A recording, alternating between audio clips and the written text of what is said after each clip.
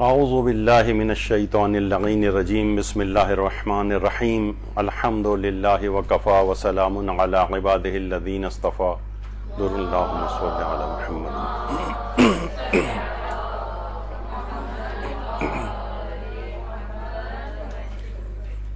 جیسے کہ پچھلی نشست میں بھی بات عرض کی تھی کہ باپ کی اہمیت بتانے کے بعد جو ہماری نشست ہونا تھی، جو آج ہے، کہ والدین کے اولاد پر کتنے حقوق ہیں، تو یہ بھی تذکرہ ہوا تھا کہ 80 حقوق ہیں جو کہ اولاد کو، ان میں کچھ واجبات والے حقوق ہیں، کچھ مستحبات والے حقوق ہیں، لیکن بہرحال حق تو حق ہے، چاہے واجب کے اعتبار سے ہو، مستحب کے اعتبار سے ہو۔ اگر ان سب کو سمرائز کیا جائے تو ایک روایت میں یہاں تک بھی یہ بات کہی گئی ہے کہ پیغمبر اکرم صلی اللہ علیہ وآلہ وسلم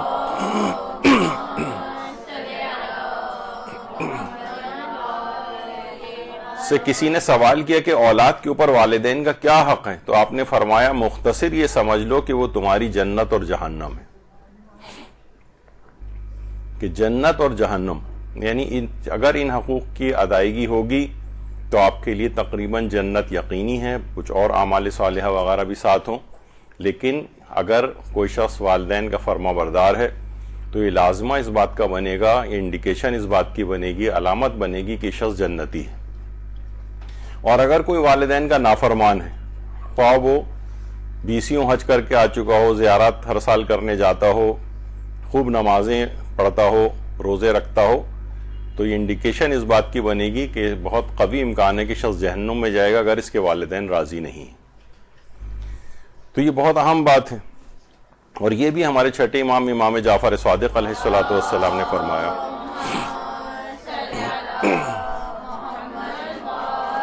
کہ جو بھی مومن نماز جنازہ پڑھتا ہے خدا اس پر جنت کو واجب کر دیتا ہے، سوائے اس کے کہ جو منافق ہو یا والدین کا نافرمان ہو۔ یعنی نماز جنازہ پڑھنے سے بھی سارے گناہ معاف ہو جاتے ہیں، لیکن کس کے معاف نہیں ہوتے؟ والدین کے نافرمان کے معاف نہیں ہوتے۔ یعنی اس سے اندازہ لگائیں کہ والدین کی نافرمانی جس کی آگے چل کر تفصیل آئے گی۔ اچھا، ایک بات اور دماغ میں رہے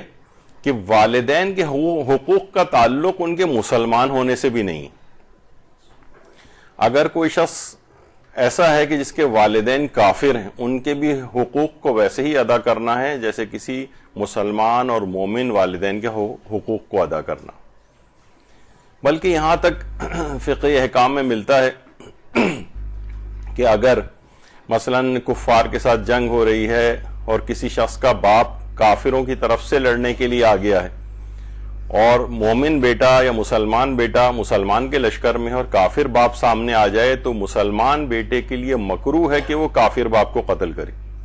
وہ اس کو چھوڑ دے، کوئی اور اسے مار دے۔ ظاہر جنگ اگرچہ کفر اور اسلام کی ہو رہی ہے، لیکن بہرحال کافر اگر باپ سامنے آ گیا تو مکروہ ہے کہ مسلمان بیٹا اس کو قتل کرے، کیونکہ یہ بات بھی آئی ہے کہ اگر کوئی شخص کسی کے والد کافر ہے تو اگر وہ اس کو مثلا جنگ میں مارتا بھی ہے تو اس کے آثار وضعی ہوتے ہیں، ایک ہوتے ہیں آثار تکلیفی یعنی گناہ اور ثواب ملتا ہے، ایک آثار وضعی ہوتے ہیں کہ یعنی آخرت سے تو اس کا تعلق نہیں لیکن دنیاوی زندگی سے تعلق ہے۔ تو اس کے آثار وضعی ہیں کہ اس کی عمر کم ہو جاتی ہے، یعنی اگر کوئی شخص اپنے کافر باپ کو بھی مارے تو مارنا جائز ہے، وہ تو لڑنے آیا ہے مسلمانوں سے، لیکن تمہاری عمر کم ہو جائے گی۔ اسی طریقے سے جو تاریخ میں ملتا بھی ہے کہ متوکل عباسی، اس نے اپنا جو ولیعہد بنایا تھا اپنے بیٹے منتصر کو، تو منتصر کے سامنے وہ اکثر متوکل عباسی حضرت امیر المومنین علیہ السلام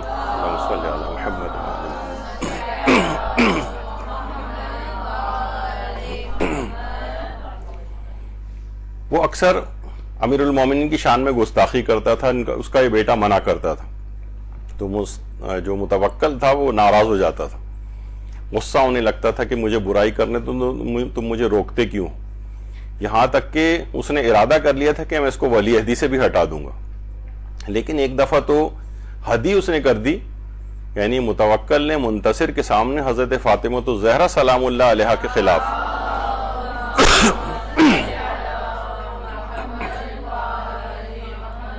سب و شتم کیا، زبان درازی کی، ان کے خلاف بہت کچھ کہا، تو اب تو اس کو بہت شدید غصہ آیا۔ ہمارے استاد جب یہ روایت بیان کرتے تھے تو کہتے تھے کہ منتصر امام معصوم کی خدمت میں آیا، لیکن جو کتابوں کے اندر اور جگہوں کے اوپر جو نظر آیا وہ کہ کسی فقیہ کے پاس گیا اور مسئلہ دریافت کیا کہ میرے باپ اس طرح سے حضرت زہرا کی شان میں گستاخی کر رہا ہے، تو انہوں نے کہا کہ یہ تو اس لحاظ سے تو یہ محدور الدم ہو گیا، یعنی یہ تو واجب القتل ہو گیا۔ کہا کہ ٹھیک ہے، میں اپنے باپ کو ضرور قتل کروں گا۔ اس نے کہا کہ دیکھو ٹھیک ہے، باپ کو قتل کرنا تو جائز ہے، ظاہر ہے کہ جو کہ ائمہ معصومین کی شان میں سب و شتم کرے، انہیں گالیاں دے، وہ واجب القتل ہو جاتا ہے، لیکن یہ بات یاد رکھ لو کہ اس سے تمہاری عمر کم ہو جائے گی۔ منتصر نے کہا مجھے اس کی کوئی پرواہ نہیں۔ بہرحال وہ گیا اور موقع پا کر جب متوکل عباسی کھانا کھا رہا تھا اور شراب کے نشے میں دھت تھا، دسترخوان پر ہی اپنے باپ کو قتل کر دیا۔ لیکن بہرحال کیا ہوا کہ آثار وضع اس کے اوپر ہوئے، دنیاوی آثار، اور اپنے باپ کے قتل کے 6 مہینے کے بعد ہی تقریباً 7ویں مہینے میں منتصر کو بھی قتل کر دیا گیا۔ تو بہرحال ایک ہی ہوتا ہے کہ باپ اگرچہ کافر ہی کیوں نہ ہو، یعنی متوکل جیسا ناصبی اور دشمن اہل بیت، یعنی اس کے بیٹے نے اس کو قتل کیا لیکن اس کی وجہ سے اس کی اپنی زندگی بھی کم ہو گئی۔ تو بہرحال یہ دماغ میں یہ رہے کہ والدین کے جو حقوق ہیں اس کا تعلق مسلمان ہونے سے بھی نہیں، کافر بھی اگر والدین ہیں تو کسی نہ کسی حد تک اس کا کوئی نہ کوئی حق باقی رہتا ہے۔ اچھا، ہر دین و مذہب میں والدین کا احترام ہے۔ ویسے تو دیکھیے مختلف دین جو پائے جاتے ہیں، چاہے وہ ادیان باطلہ ہی کیوں نہ ہوں، ان کے اندر بھی والدین کا احترام ضرور موجود ہے۔ حتیٰ کہ تورات تک کے اندر پورا ایک چیپٹر ہے والدین کے احترام سے متعلق، اور اگر کوئی والدین کی شان میں گستاخی کرے، انہیں برا بھلا کہے، تو اس کے اوپر سزائیں تک بیان کی گئی ہیں، یہاں تک کہ پھانسی تک کی سزا کا ذکر ہے۔ خیر اسلام میں ایسا تو نہیں ہے، لیکن بہت شدید گناہ ہے۔ تو آپ نے اس لحاظ سے اندازہ کیا کہ ادیان باطلہ تک کے اندر، ان تک کی تعلیمات کے اندر والدین کا بہت زیادہ عزت و احترام یہ بیان کیا گیا ہے، اس میں کوئی اختلاف ہی نہیں ہے۔ اچھا، اور یہ بھی دماغ میں رہے کہ والدین کی حقوق کی ادائیگی کا تعلق ان کی زندگی اور موت سے بھی کوئی نہیں، یعنی یہ نہیں کہ والدین زندہ ہوں، حیات ہوں، آپ کے سامنے موجود ہوں تو آپ ان کا حق ادا کریں گے، اور اگر انتقال کر گئے تو اب تو انتقال کر گئے، نہیں۔ آگے چل کر اس کا بھی تذکرہ آئے گا کہ بہت سے لوگ والدین جن کے حیات ہوتے ہیں بڑی خدمت کرتے ہیں، لیکن انتقال کے بعد یہ لوگ عاق ہو جاتے ہیں، باپ کی قبر، والدین کی قبر کے اوپر نہیں جا رہے ہیں، اور ان کو دعائے خیر میں یاد کرنا بھول گئے، تلاوت قرآن ان کے لیے نہیں کر رہے، ایسی نسین منسیہ کر دیا ان کو۔ تو موت سے بھی اس کا کوئی تعلق نہیں ہے۔ زندگی اور موت دونوں کے اندر ابھی آگے چل کر ہم اس کی ڈیویژن بھی بیان کریں گے، کتنے کتنے حقوق اس سلسلے میں موجود ہیں۔ تو زندگی اور موت دونوں کے لحاظ سے والدین کا تعلق اس سے بھی نہیں کہ والدین نیکوکار ہوں، فاسق و فاجر ہوں، بدکار ہوں، ہر صورت میں ان کا احترام اور ان کے حقوق کو ادا کرنا ہے۔ ہمارے پانچویں امام محمد باقر علیہ الصلوۃ والسلام فرماتے ہیں کہ اللہ نے کسی کو بھی 3 چیزیں چھوڑنے کی اجازت نہیں دی: امانت ادا کرنے کی، خواہ نیک آدمی کی ہو بدکار کی، ادا کرنی; عہد پورا کرنے کی، خواہ نیک سے عہد کیا ہو، آپ نے وعدہ کیا ہو کوئی، یا بدکار سے کیا ہو، وعدے کو پورا کریں; ماں باپ کے ساتھ احسان و نیکی کرنے کی، خواہ وہ نیک ہو یا بد، ہر صورت میں آپ کو ان کے حقوق کو ادا کرنا ہے، ان کے ساتھ نیکی کرنی ہے، یعنی اسلام کا حکم ہے۔ آپ یہ بہت سے لوگ کہتے ہیں بھائی وہ بھی تو ہمارے ساتھ اتنا ظلم کر رہے ہیں، وہ بھی تو دیکھیے انہوں نے ہمارے ساتھ یہ کیا، ان کی برائیاں گنوا رہے ہوتے ہیں۔ تو اس میں اسلام کا حکم ہے، خواہ وہ نیکوکار ہوں یا بدکار ہوں، یہ آپ کا میٹر نہیں ہے، وہ تو اگر بدکار بھی ہیں، برے ہیں، فاسق و فاجر ہیں، وہ ان کا اور اللہ کا معاملہ ہے، لیکن آپ کو ان کے حقوق کو ویسے ہی ادا کرنا ہے۔ ایک چیز جو ہمارے پیغمبر اکرم صلی اللہ علیہ وآلہ وسلم نے فرمائی،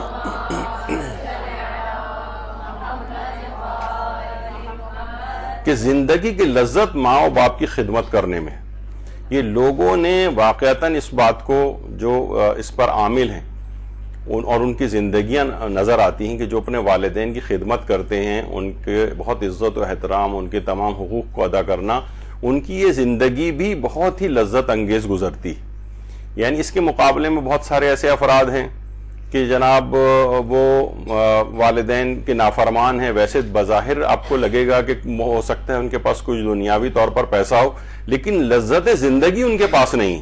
ایسی مشکلات میں، پریشانیوں میں، خلفشار میں، نفسیاتی امراض میں، یعنی ہر وقت دماغ ان کا کسی نہ کسی جھمیلوں میں، زندگی کے بکھیڑوں کے اندر جو گرفتار رہتے ہیں. جو ہم لوگ فقط کیا کرتے ہیں کہ دولت کے ذریعے بس ترازو ہم نے پکڑا ہوا، اسی کو ہم نے معیار بنایا ہوا ہے. ضروری نہیں ہے کہ کسی کے پاس دولت بہت زیادہ ہو تو اس کے پاس لذت زندگی بھی ہو. تو لذت زندگی ان افراد کے پاس ہوتی ہے کہ جو والدین کی بہت زیادہ خدمت گزار ہوتے ہیں، ان کے ساتھ نیکی کرنے والے ہوتے ہیں، ان کے دل کو رنجیدہ نہ کرنے والے ہوتے ہیں. تو یہ اصل دیکھا جائے تو ان کی زندگی، چاہے ہو سکتا ہے ان کے پاس ظاہری طور پر اتنی دنیاوی مال و دولت نہ بھی نظر آئے، لیکن ایک لذت زندگی ضرور نظر آئے گی. تو یہ خصوصیت کے ساتھ ایک بات کہی گئی ہے. جب یہ کہا جاتا ہے کہ ماں کی خدمت سے جنت تو مل جاتی ہے، مگر جنت کا دروازہ اس وقت کھلتا ہے جب باپ کی عزت کی جائے. یعنی یہ دونوں لازم و ملزوم ہیں. ہم یہ نہیں کر سکتے، بعض اوقات ہوتا ہے نا کہ جناب اپنی محبتوں کا اور فرما برداریوں کا پلڑا ہم ایک طرف ڈال دیتے ہیں. مثلا باپ کے خلاف ہو گئے، ماں کے ساتھ ہو گئے، ماں کے ساتھ مخالف ہو گئے تو باپ کے ساتھ ہو گئے. ایسا نہیں، دونوں کے بالکل دونوں کو برابر سے راضی کرنا ہے. کتنے استفتاءات فقہی احکام شاید ہم اگلی نشست میں بیان کریں کہ جس کے اندر یعنی ایسی صورتحال ہوتی ہے کہ کبھی کسی کی دونوں میں سے ایک کی مخالفت بھی کرنا پڑتی ہے، تب بھی مراجع کہتے ہیں کہ بہرحال اس طرح سے کی جائے کہ کسی کی توہین نہ ہو، دل آزاری نہ ہو. اور ظاہر بات تو حق والی بات ہی ماننا ہوتی ہے، لیکن یہ کہ دونوں ہی کے حقوق کو ادا کرنا پڑے گا، اپنا پلڑا ایک طرف نہیں ڈال سکتے. اور قرآن کے اندر تو دیکھیے حکم ہے کہ پروردگار عالم نے سورہ عنکبوت میں کہا ہے کہ وَوَصَّيْنَا الْإِنسَانَ بِوَالِدَيْهِ حُسْنًا، اور ہم نے انسان کو اپنے ماں باپ کے ساتھ نیک سلوک کرنے کی وصیت کی ہے یا اس کا حکم دیا ہے. تو اللہ کا قرآن کے اندر حکم بھی ہے، تو پروردگار عالم نے خود ہی حکم دے دیا ہے اس کا. اچھا اب دیکھیے انبیاء کرام آپ دیکھتی ہیں کہ کتنی عظیم خصوصیات ان کے اندر ہوتی ہیں. بے انتہا سچے ہوتے ہیں، امانت دار ہوتے ہیں، بے تحاشا علم ان کے پاس ہوتا ہے. کون سی ایسی خصوصیت اور فضیلت نہیں ہوتی ان کے پاس کہ جو کہ ہونی چاہیے. تمام فضائل کا مرقع ہوتے ہیں. لیکن جب قرآن ان کا تذکرہ کرتا ہے، اب کسی بھی نبی کی خصوصیات بتانے کے لیے اس کی اتنی ساری ہزاروں لاکھوں خصوصیات میں سے کس کو ہائی لائٹ قرآن کرتا ہے ہم یہ دیکھتے ہیں. مثلا حضرت عیسیٰ نے اپنی پیدائش کے بعد جو کلام کیا تھا تو اس میں خود اپنا تعارف کرا رہے ہیں. اب اتنے سارا اب دیکھا جائے تو زہد و تقوی حضرت عیسیٰ کا کس قدر زیادہ تھا. انہیں یہ والا اپنی تعارف کرانا چاہیے تھا کہ میں مردوں کو زندہ کروں گا اور میں جو ہوں کوڑی کو شفا دوں گا، اور اتنی ساری اور ہائی لائٹ کرنے والی چیزیں تھیں. کیا تعارف کرا رہے ہیں؟ وَبَرًّا بِوَالِدَتِي، اللہ نے مجھے اپنی ماں کا فرما بردار بنایا. حضرت عیسیٰ کہہ اتنی ساری خصوصیات میں سے ہائی لائٹ کس کو کر رہے ہیں؟ اپنی ماں کی فرما برداری یا اپنی ماں کے ساتھ نیکی کرنے کو. اور ابھی تو بچپا بھی تو پیدا ہوئے ہیں، ابھی فرما برداری کا آغاز تو بہت بعد میں چل کے ہوگا. کہہ رہے ہیں نہیں، لیکن تعارف کیا ہے؟ وَبَرًّا بِوَالِدَتِي وَلَمْ يَجْعَلْنِي جَبَّارًا شَقِيًّا، اور یعنی اللہ نے مجھے اپنی والدہ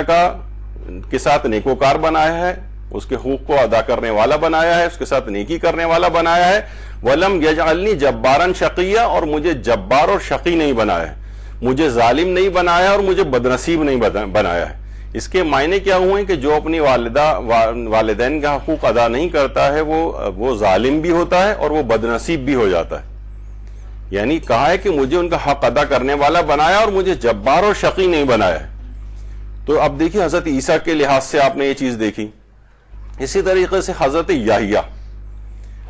علیہ السلام، آپ کو پتہ ہے قرآن نے ان کی پیدائش کا بھی اس لحاظ سے، حضرت زکریا کے ہاں اولاد نہیں ہوتی تھی، اور ایک اور بڑی خصوصیت ہے کہ یعنی حضرت عیسیٰ کی پیدائش کے صرف چند دنوں کے اندر اندر ہی آگے پیچھے ان حضرت یحییٰ کی بھی ولادت ہوئی ہے۔ بہرحال یہ مسجد اموی جو دمشق جاتے ہیں عراق اپنا شام زیارات کے لیے، تو وہاں پر مسجد اموی کے اندر یہ ایک زیارت گاہ بھی ہے کہ جہاں کے متعلق کچھ علماء تو یہ کہتے ہیں کہ یہاں پر حضرت یحییٰ کا سر دفن ہے، کیونکہ بہرحال ایک فاحشہ کے کہنے پر بادشاہ نے ان کو قتل کروایا تھا اور ان کا سر تن سے جدا کیا تھا، اس نے کہا تھا میں اس وقت تم سے شادی کروں گی کہ جب یحییٰ کا سر چاہیے مجھے، تو بہرحال حضرت یحییٰ کو شہید کیا گیا تھا۔ اور کچھ کہتے ہیں کہ دمشقی میں زبدانی محلے کی مسجد ہے، وہاں پر ان کا سر دفن ہے، کچھ کہتے ہیں یہاں پر دھڑ دفن ہے، کچھ کہتے ہیں سر دفن ہے، اس طرح سے ان دونوں جگہوں کے اوپر بہرحال، لیکن اکثر علماء اس کو یہاں پر سر اغدا سے حضرت یحییٰ دفن ہے۔ اچھا، جب ان کا بھی تعارف قرآن نے کرایا تو کیا کرایا؟ وہ برم بوالدہ، حضرت یحییٰ یعنی ہائی لائٹ کس کو کیا کہ حضرت یحییٰ اپنے والدین کے حق کو ادا کرنے والے تھے، ان کے ساتھ نیکی کرنے والے تھے۔ وَلَمْ يَكُنْ جَبَّارًا عَصِيًّا، اور وہ جبار اور نافرمان نہیں تھے۔ یعنی اس کا مطلب یہ کہ جو والدین کے حق کو ادا نہیں کرتا وہ جبار اور ظالم بھی ہو جاتا ہے، عاصی اور گناہگار بھی ہو جاتا ہے، اور وہ شقی اور بدنصیب بھی ہو جاتا ہے۔ اب دیکھیں حضرت یحییٰ کی کتنی کوالٹیز تھیں۔ زہد حضرت یحییٰ بہت مشہور ہے، ہر وقت خوف خدا میں روتے رہتے تھے، بچپن ہی سے خوف خدا میں روتے رہتے تھے، اور کتنی حکایات ان کے سلسلے میں اور واقعات موجود ہیں روایات میں۔ لیکن کیا ہائی لائٹ کس کو کیا گیا؟ وہ برم بوالدہ، وہ اپنے والدین کے حق کو ادا کرنے والے تھے۔ ایک نبی کی بہرحال آپ دیکھیں کیا چیز ہائی لائٹ ہو رہی ہے۔ حضرت اسماعیل علیہ السلام کو آپ دیکھیں، یہ جو ہجر اسماعیل ہے، گول دیوار، اس کے نیچے کہیں حضرت اسماعیل بھی دفن ہے، حضرت اسماعیل، حضرت ہاجرہ بھی دفن ہے، حضرت اسماعیل کی بیٹیاں بھی یہیں دفن ہیں، خانہ کعبہ کی صحنی میں ہجر اسماعیل، اسی وجہ سے اس کو کہا جاتا ہے۔ حضرت اسماعیل جب بھی خانہ کعبہ میں گزرتے تھے اور مقام ابراہیم کے پاس سے جاتے تھے، اپنے والد حضرت ابراہیم سے اس قدر شدید محبت کرتے تھے، اس قدر شدید محبت کرتے تھے کہ وہ ہمیشہ جب بھی یہاں سے گزرتے تھے اندر ہی حضرت ابراہیم علیہ السلام کے قدموں کے نشانات ہیں۔ اس جو سنہری رنگ کا شوکیس رکھا ہوا ہے خانہ کعبہ میں، جس کے پیچھے 2 رکعت نماز پڑھی جاتی ہے عمرے اور حج میں، اس میں یہ حضرت ابراہیم کے قدموں کے نشانات ہیں۔ وہ جب اس وقت تو خیر اس پر شوکیس نہیں رکھا ہوا تھا، بس وہ پتھر تھا اور کھلا ہوا تھا یہ، تو حضرت اسماعیل جب بھی کبھی وہاں سے گزرتے تھے ممکن ہی نہیں تھا کہ وہاں سے گزریں اور اپنے باپ کے ان قدموں کے نشانات کو بوسہ نہ دیتے ہوئے جائیں۔ یعنی بہت خصوصیت کے ساتھ، یعنی انبیاء کی جو خصوصیات ہیں اس کے اندر اپنے والدین کا حد درجے احترام کرنا، اور یہ اور ان کے آثار کا بھی اس قدر احترام کرنا، یہ انبیاء کی سیرت میں اس لحاظ سے ملتا ہے۔ جب بھی ہمارے چھٹے امام جعفر صادق علیہ الصلوۃ والسلام فرماتے ہیں کہ قیامت کے روز ایک چیز مثل شتر کے آئے گی، اونٹ کے آئے گی، اور تیزی سے مومن کو پشت سے دھکا دے کر جنت میں داخل کر دے گی۔ ملائکہ کہیں گے یہ ماں باپ کے ساتھ نیکی کا بدلہ ہے۔ یعنی تیز رفتاری کے ساتھ ایک چیز آئے گی۔ ظاہر روایات کے اندر بات کو سمجھانے کے لیے شتر یا اونٹ کی مثال وغیرہ دی جاتی ہے، یعنی وہ تاخیر نہ ہو جائے مومن کے جنت میں داخل کرنے پہ، تو دھکا دے کر اس کو جنت میں داخل کیا جائے گا، جنت اس کے قریب بھی کر دی جاتی ہے۔ وَأُزْلِفَتِ الْجَنَّةُ لِلْمُتَّقِينَ، قرآن کی آیت بھی، اور جنت ان کے قریب کر دی جائے گی۔ اچھا، جنت قریب کرنے کے معنی اس میں بھی علماء نے کہا کہ بھائی ہونا تو یہی چاہیے تھا کہ اس کو جنت میں کے قریب کیا جائے، نہیں، جنت ان کے قریب کر دی جائے گی۔ ان کو اب اتنی انہوں نے دنیا میں بہت زحمتیں اٹھا لی، اب ان کو اتنی زحمت بھی نہیں کرنی پڑے گی کہ جنت میں خود سے داخل ہوں، جنت کو ہی ان کے قریب کر دیا جائے گا۔ تو بہرحال یہ اس طرح سے بہت زیادہ تیز رفتاری کے ساتھ والدین کے ساتھ نیکی کا یہ ثواب ان کو ملے گا۔ دیکھیے، جب یہ کہا جاتا ہے کہ گھر وہی چمکتے ہیں جو ماں باپ کے سفید بالوں سے روشن رہیں، یعنی حقیقتاً وہ اللہ کو نظر آ رہے ہوتے ہیں، ملائکہ کو نظر آ رہے ہوتے ہیں، ان کی ایک نورانیت ہوتی ہے۔ ہم نے پچھلی نشست میں بھی کہا تھا کہ باپ یا ماں اگر گھر میں اس طرح سے بوڑھے طور پر کوئی کام بھی نہ کریں، کوئی ان سے بظاہر فائدہ بھی آپ کو نظر نہ آئے، لیکن تب بھی بہرحال یہ ہوتا ہے کہ انہی کے دم سے گھروں میں رونقیں ہوتی ہیں، بوڑھے چہروں سے ہی گھر میں رونقیں ہوتی ہیں۔ ان کے ہونے سے انسان پر ذمہ داریوں کا بوجھ بھی کم ہوتا ہے، ان کی وجہ سے گھر میں برکتیں اور رحمتیں برستی رہتی ہیں۔ گھر ایک انٹیکٹ رہتے ہیں. ورنہ شیرازہ بھی گھر جاتا ہے, گھر میں ایک چکی کے ایک اس کی کیل کی طرح سے وہ ہوتے ہیں, سب لوگ آپس میں مل جل کر رہتے ہیں, انہی کے آنے سے بہن بھائی بھی آپس میں جڑے رہتے ہیں. وہ کیل نکل جائے, ان میں سے کوئی ایک نکل جائے تو وہ ذرا گھر اس کا شیرازہ بھی کرنے لگتا ہے. تو بہرحال یہ رونقوں والی چیزیں ہیں, یہ گھر کے اندر برکتیں باعث ہیں. میں نے اس سے پہلے بھی کہا تھا کہ جس طرح سے ایک بوسٹر لگا ہوا ہوتا ہے نا, جو ساری انرجی کو کھینچ کر مثلا آپ کے ٹی وی کے اوپر چیزیں آ رہی ہوتی ہیں, ایسا ہی جیسے وہ والدین بھی وہ رحمت پروردگار کو جذب کرنے کا ایک بوسٹر ہیں, وہ جو گھر میں اگر کسی جگہ فقط رہیں بھی تب بھی رحمت خدا وہاں پر برستی رہتی. یہی وجہ ہے کہ ہمارے سرور کائنات صلی اللہ علیہ وآلہ وسلم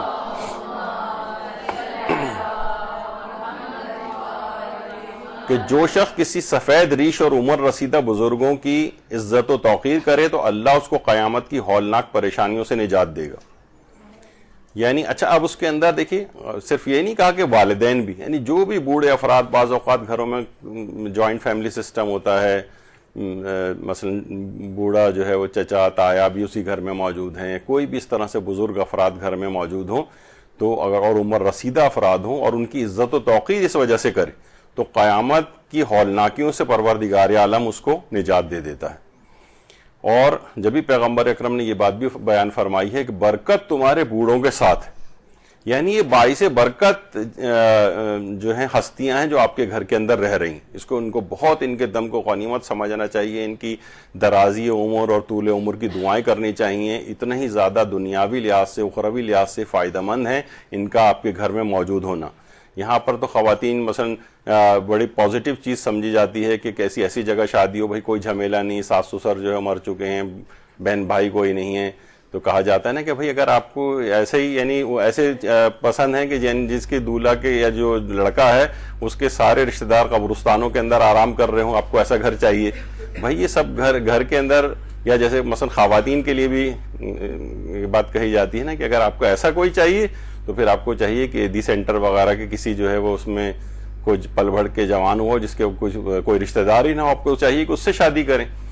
یا مثلا بہت سے لوگ کہتے ہیں کہ جناب ایسی ہم لے کر آئیں گھر میں جو گھر کے سارے کام کرے, تو پھر آپ کو چاہیے تھا کسی ماسی وغیرہ کی لڑکی سے اس کی شادی کریں اپنے لڑکے کی.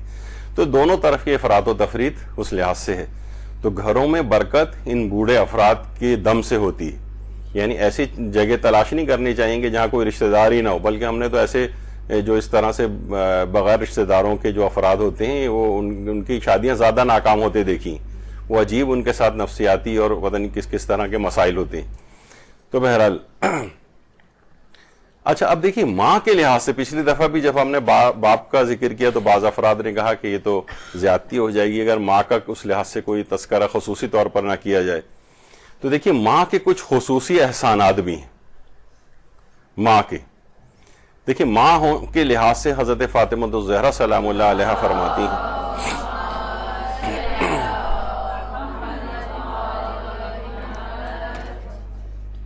کہ ماں کے قدموں سے لپٹے رہو کیونکہ جنت انہی کے قدموں کے نیچے.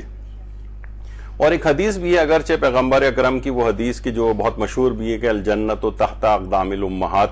کہ جنت ماؤں کے قدموں تلے ہے. اگرچہ یہ روایت ہمارے ہاں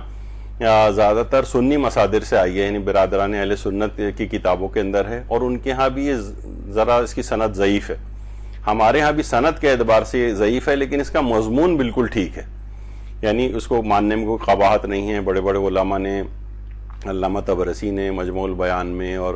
محدث نوری وغیرہ نے بھی اس روایت کو بیان کیا ہے. یعنی اس کا مضمون اس لحاظ سے بالکل صحیح ہے کہ جنت ماؤں کے قدموں تلے ہے, یعنی ان کی خدمت کر کے جنت کو حاصل کر لو, یا ماں کو یہ حکم ہے کہ تم ایسی تربیت کرو کہ یہ بیٹا تمہارا جو ہے وہ اللہ کا فرما بردار بنے اور اس لحاظ سے وہ جنت کو حاصل کر لے. تو دونوں کے لحاظ سے یہ حکم ہے.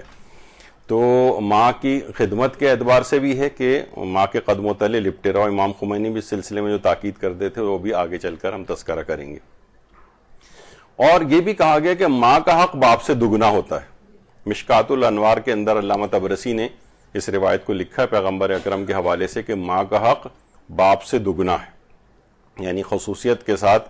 اس کا اکرام آپ کو کرنا ہے. جلدی اس کے دل کو ٹھیس پہنچ جاتی ہے, جلدی وہ متاثر ہو جاتی ہے, اس کا دل نرم ہوتا ہے, تو اس کو اور زیادہ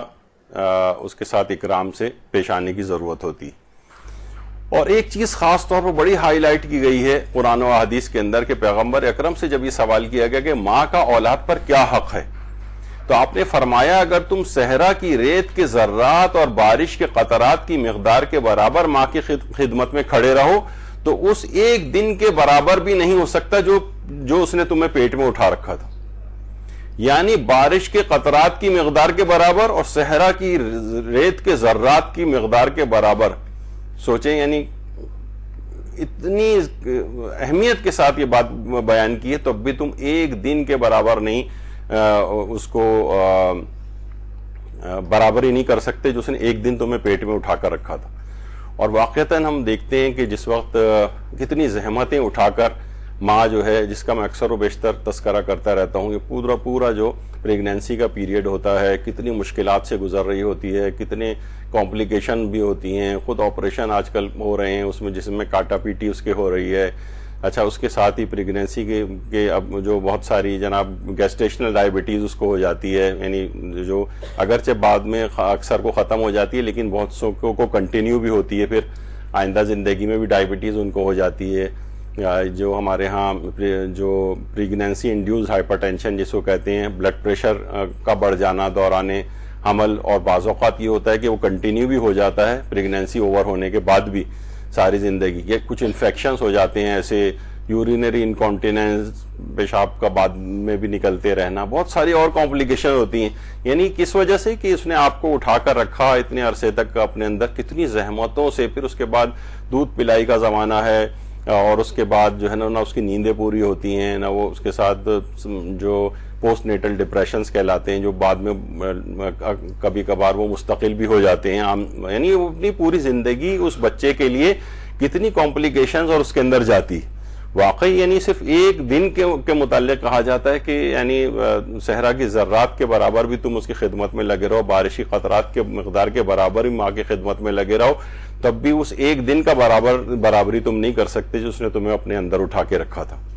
تو یہ بڑی خصوصیت کے ساتھ یہ بات کہی گئی ہے۔ اور قرآن کے اندر بھی پروردگار نے سورہ لقمان میں کہا ہے کہ ہم نے انسان کو ماں باپ کے بارے میں نصیحت کی ہے کہ اس کی ماں نے دکھ پر دکھ سہ کر اسے پیٹ میں رکھا ہے۔ یعنی پروردگار عالم نے قرآن میں اس بات کو ایکنالج کیا ہے کہ یہ اتنی زحمتیں اٹھاتی ہے ماں، تو اس کا کتنا زیادہ خیال رکھنے کی ضرورت ہے۔ اب اس کے ساتھ زبان چلائی جا رہی ہے، اس کو برا بھلا کہا جا رہا ہے، اس کے ساتھ سخت لہجوں میں بات کی جا رہی ہے، اس کے اوپر طنز کیے جا رہے ہیں،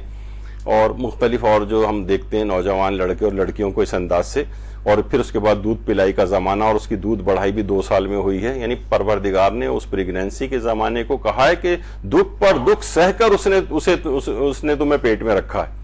اور دودھ پلائی کے اس کے بعد فرمایا کہ میرا اور اپنے ماں باپ کا شکریہ ادا کرو کہ تم سب کی بازگشت میری ہی طرف ہے۔ یعنی اپنا شکریہ ادا کرنے کے ساتھ ساتھ والدین کا شکریہ ادا کرنے کا بھی پروردگار نے اس لحاظ سے حکم دیا، اور ماں کے لحاظ سے اس کی دونوں زحمتوں کا ذکر قرآن کے اندر کیا۔ اور واقعتاً دیکھا جائے تو بڑا ہی ایک ایسا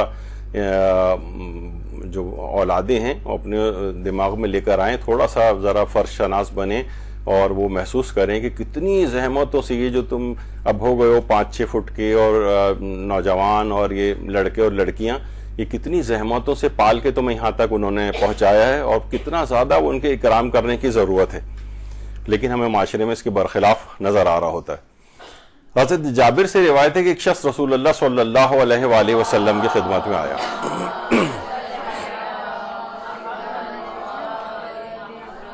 کہا کہ میں مرد جوان ہوں، صاحب قوت ہوں، جہاد کرنا چاہتا ہوں، لیکن میری ماں پسند نہیں کرتی۔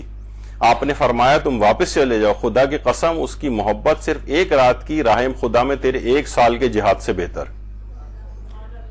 1 سال کے جہاد فی سبیل اللہ کے اوپر اتنی اس کی مناقب کے اوپر، اس کے فضائل پر پوری کی پوری کتابیں لکھی گئیں۔ انسان اپنے پورے یعنی قتل ہو جاتا ہے، زخمی ہو جاتا ہے، راہ خدا میں اپنی جان دے دیتا ہے، اس میں پیغمبر فرما رہے ہیں کہ خدا کی قسم اس کی محبت صرف 1 رات کی راہ خدا میں تیرے 1 سال کے جہاد سے بہتر ہے، جا ماں کے پاس واپس چلا جا۔ اس زمانے میں جبکہ جہاد کے لیے افرادی قوت کی بھی کتنی کمی ہوتی تھی، ایسا نہیں کہ بہت لاکھوں کا لشکر ہوتا تھا، مسلمان مشکل سے کبھی سینکڑوں کی تعداد میں ہوتے تھے، چند سو کی تعداد میں ہوتے تھے، بہت ہوا تو چند ہزار کی تعداد میں ہوتے تھے۔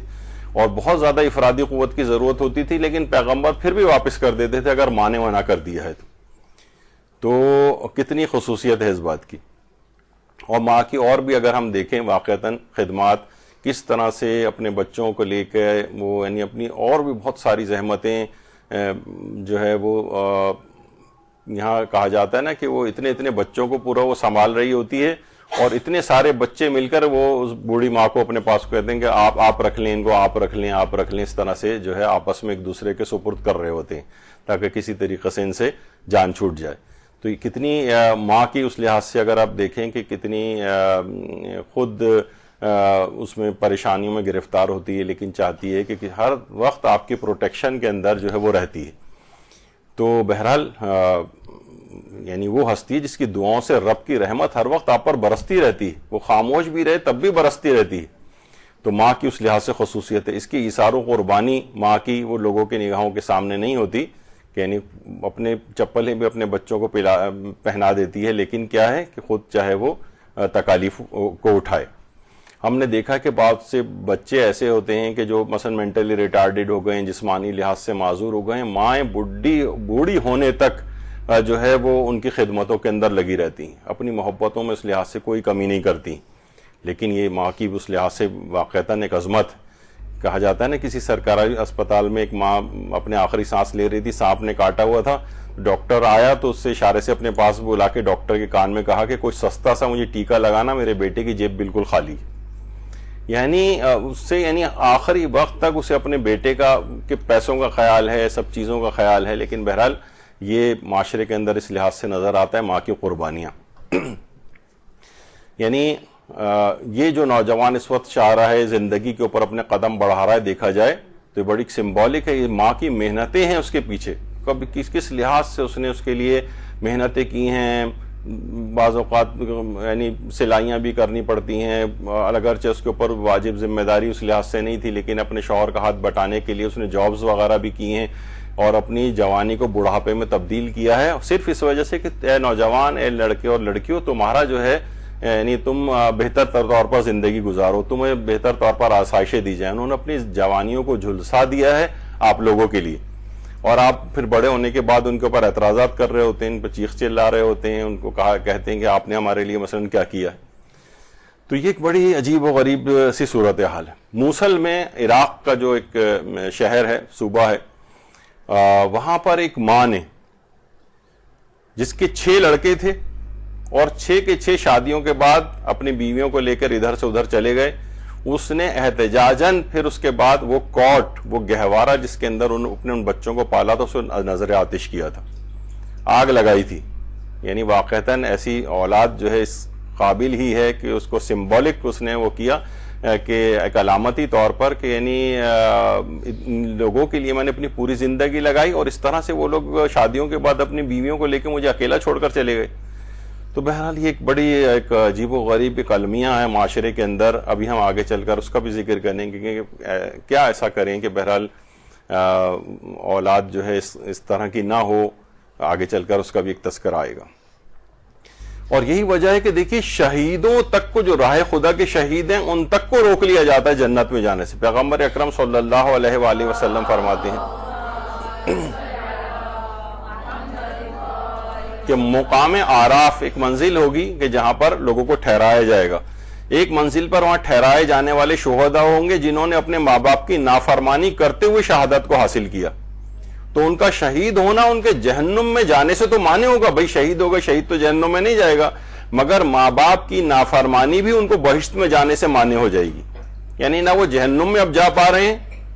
کیونکہ اتنی بڑی سعادت انہوں نے بہرحال حاصل کی ہے، راہ خدا میں جان دی ہے، لیکن نافرمانی بھی اتنی بڑی تھی کہ یہ فوراً جنت میں بھی نہیں جا سکیں گے، انہیں وہاں پہ روک لیا جائے گا۔ مقام آراف میں جب تمام لوگوں کا حساب و کتاب ہو چکے گا اور بہشتی بہشت میں اور دوزخی دوزخ میں چلے جائیں گے، تو پھر اللہ ان شہداء کو بھی اپنے فضل و کرم سے بہشت کی طرف روانہ کرے گا۔ شہداء کو بھی وہاں پر روکا جائے گا، نہ جانے کتنے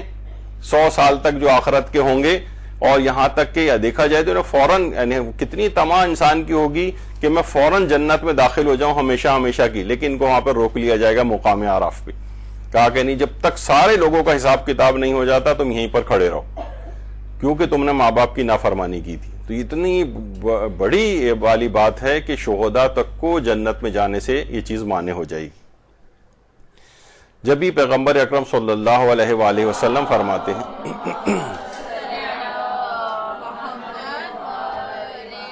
کہ نماز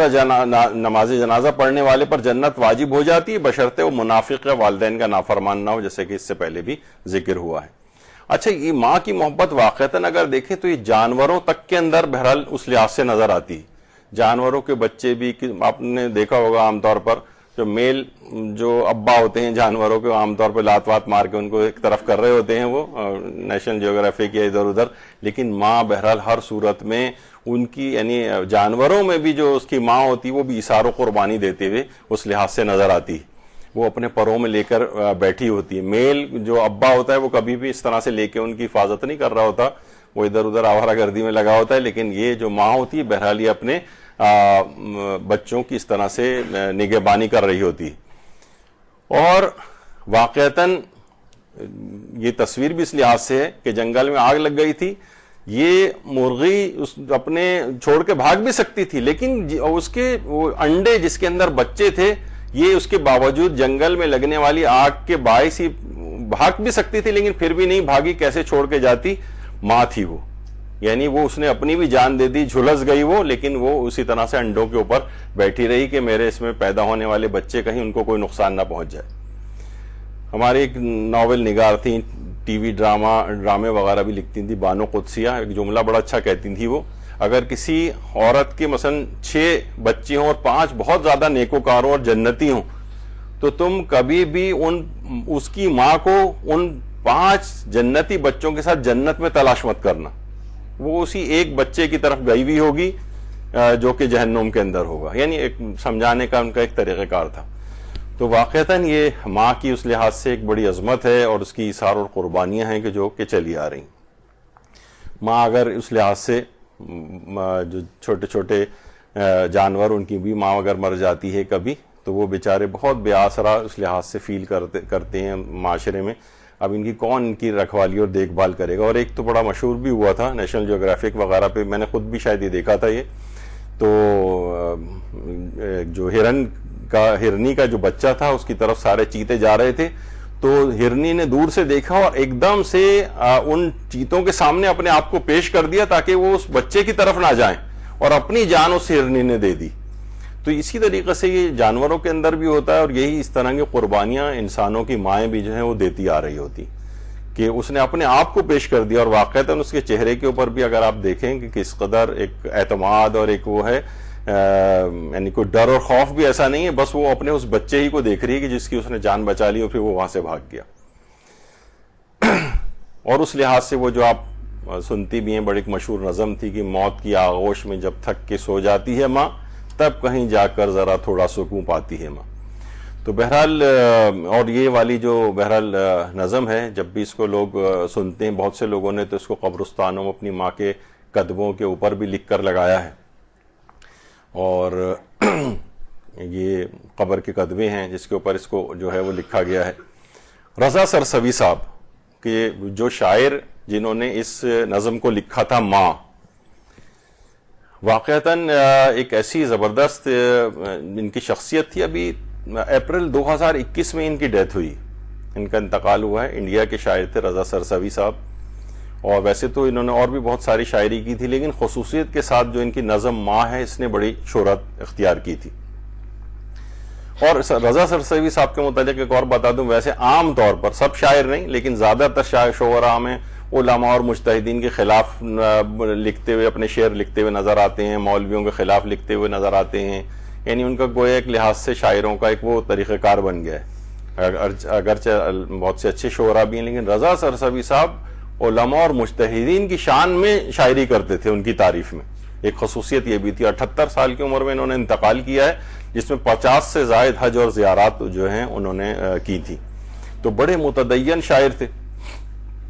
اور یہ 1988 میں انہوں نے یہ نظم ماں لکھی تھی. اس وقت اس میں 12 اشعار تھے خالی، بعد میں بڑھتے بڑھتے 500 کی تعداد ہو گئی تھی ان اشعار کی. اور 1988 میں جب انہوں نے نظم لکھی تھی تو پہلی دفعہ ایک نکاح کی تقریب میں انہوں نے اس نظم کو پڑھا تھا. جو اس موجود تھے اس نکاح کی تقریب کے اندر، وہ بتاتے ہیں کہ وہ نکاح کی تقریب خوشی کی تقریب تھی، لیکن جب وہ نظم پڑھی گئی تو ایسا لگا جیسے شام غریبہ کی مجلس ہو رہی ہو. اس قدر لوگ اپنی ماؤں کو یاد کر کے رو رہے تھے، یا زندہ بھی تھے جن کی مائیں تھیں ان کی خدمات کو یاد کر کے اس لحاظ سے. تو بہرحال یہ رضا سرسوی صاحب انہوں نے واقعتاً ایک بڑا کارنامہ ہے، اور بہترین اس کے ایک شاعری ایسی زبردست ہے کہ جب بھی کوئی انسان سنے، چاہے اس کے والدہ حیات ہوں یا انتقال کر گئی ہوں، دونوں صورتوں میں انسان واقعتاً رونے لگتا ہے. تو بہرحال یعنی واقعتاً دیکھا جائے تو وہ شخصیت آپ کے گھر سے جانے کے بعد آپ کو ذرا دیر ہو جائے جو آپ کا انتظار کرتی رہتی ہے، وہ صرف فقط ماں ہے. باپ اگرچہ وہ بھی انتظار کرتا ہے لیکن اپنا اس کا اظہار نہیں کرتا، لیکن ماں کی بے چینی اس لحاظ سے نظر آ رہی ہوتی ہے. ایک ماں وہ بھی تھی جس کے بچے میدان کربلا میں کہیں گم ہو گئے تھے. وہ ان کی خیالی قبریں بنا کر جنت البقیع میں آتی تھیں، اور حتیٰ کہ اپنے بیٹوں کی شہادت سے باخبر ہونے کے بعد بھی اپنے پوتے عبید اللہ جو فرزند حضرت عباس علمدار علیہ السلام تھے ان کے ساتھ قبرستان بقیع جایا کرتی تھی. اللہم صلی علی محمد وعلی محمد. اور وہاں پر خود ان کی اپنی جو انشاء کی ہوئے اشعار وہ پڑھا کرتی تھی، نہایت دلسوز انداز میں گریہ بھی کیا کرتی تھیں. اہل مدینہ ان کے گرد گرد جمع ہو جاتے تھے، ان کے ساتھ ہی گریہ شروع کر دیتے تھے. یعنی ان کے وہ چاند جو کہ میدان کربلا میں گم ہو گئے تھے، اور پروردگار عالم نے بہرحال ایک ایسا ان کو مقام عطا کیا کہ ان کے وہ جو ہم بار بار کہہ رہے ہیں میدان کربلا میں ان کے چاند گم ہو گئے، کہ کہا جاتا ہے کہ حاج شیخ علی ربانی خلخالی نے کتاب ستارہ درخشاں مدینہ میں حضرت ام البنین کے متعلق ایک بات فرمائی ہے کہ مومنین میں یہ بات مشہور ہے اور تجربہ شدہ ہے کہ اگر کوئی چیز گم ہو جائے تو اس کی بازیابی کے لیے ایک بار سورہ فاتحہ اور درود پڑھ کر حضرت ام البنین کو ہدیہ کیا جائے تو گمشدہ چیز مل جاتی. جس کی اپنی اولاد گم ہو گئی وہاں پر میدان کربلا میں، اس کا اب اعجاز یہ ہو گیا کہ اس کے توسط سے گم شدہ چیزیں آپ کو مل جاتی. تو بہرحال یہ ایک بڑی، جس طریقے سے حضرت مسلم ابن عقیل کے متعلق کہا جاتا ہے کہ ان کی پوری نسل میدان کربلا میں یعنی کربلا کے اس واقعے کے اندر شہید ہو گئی. اب یہ ہے کہ کوئی بھی شخص بے اولاد ہو اور اپنے اولاد کا نام، کہ اگر میرے ہاں کوئی بچہ پیدا ہوا تو میں اس کا نام مسلم رکھوں گا، تو اس کے ہاں بہت قوی امید ہو جاتی ہے کہ ان کے ہاں اولاد ہو جاتی ہے. جیسے ہمارے مولانا کمیل مہدوی صاحب ہیں، وہ خود بیان کرتے ہیں کہ انہوں نے بھی اپنے بیٹے کا نام اسی لحاظ سے مسلم رکھا، اس کے بعد ان کے ہاں اولاد ہوئی. اور کتنے لوگوں کے اپنے ایکسپیرینسز ہیں. تو بہرحال یہ پھر ان کا ایک اعجاز ایک چیز بن جاتی ہے کہ راہ خدا میں انہوں نے اس لحاظ سے اپنی اور اپنی اولاد کی قربانیاں دی. اب ان کا ہی اعجاز یہ ہو گیا کہ ان کے توسط سے اولادیں ملتی ہیں، ان کے توسط سے گمشدہ چیزیں جو ہے وہ بازیاب ہو جاتی ہیں. تو بہرحال جب بھی کہا جاتا ہے کہ ماں کی محبت ساری محبتوں کی بھی ماں ہے، یعنی حقیقتاً جو اس کے اندر ایک محبت کا ایک جذبہ پایا جاتا ہے. ایک ماں کے متعلق ملتا ہے کہ اس کا اکلوتا بیٹا 5 سال پہلے ایک حادثے میں چل بسا تھا. وہ ہر جمعے کو جنت البقیع آتی ہے اور اپنے بیٹے سے گھنٹوں کھڑے ہو کر وہاں پر بات کرتی. لوگوں نے اس کی تصویر کھینچ کے بھی اس کے اوپر ڈالی ہے اس ماں کی، کہ جو کہ وہاں پر مدینے میں جنت البقیع روزانہ کی بنیاد پر وہ آتی ہے اور کھڑے ہو کر باتیں کرتی. یعنی اس کی اب دیکھیں نا، ماں ہے، اس کے جذبات کا اظہار گھنٹوں جو ہے وہ اس طرح سے کھڑے ہو کر اپنے بیٹے کو یاد کر کے اس سے باتیں کرتی. مانگتی ہے کچھ نہیں اپنے لیے اللہ سے، اپنے بچوں کے لیے دامن کو پھیلاتی ہے ماں. واقعتاً اپنے لیے جب بھی ہاتھ اٹھے ہوئے ہوتے ہیں، جب بھی یاد پڑتا ہے ہماری والدہ محترمہ جو ہے نماز پڑھنے کے بعد گھنٹوں مصلی کے اوپر بیٹھی رہتی تھیں. اور کیا ہے، ظاہر ہے کہ اپنے اولادوں کی اولادیں اور ان کی بھی اولادیں، ان سب کے لیے بیٹھی ہوئی گھنٹوں جب ذکر ہوتا تھا تو اس طرح سے سب کے لیے دعائیں جو ہے وہ مانگ رہی ہوتی تھیں. تو بہرحال یہ ایک بڑا کلمیہ ہے کہ یعنی سب لوگ جنتیں تو مانگ رہے ہیں واقعتاً، لیکن جو گھر میں ملی ہوئی جنت ہے جو آپ کے پاس موجود ہے اس کی قدردانی نہیں کر رہے.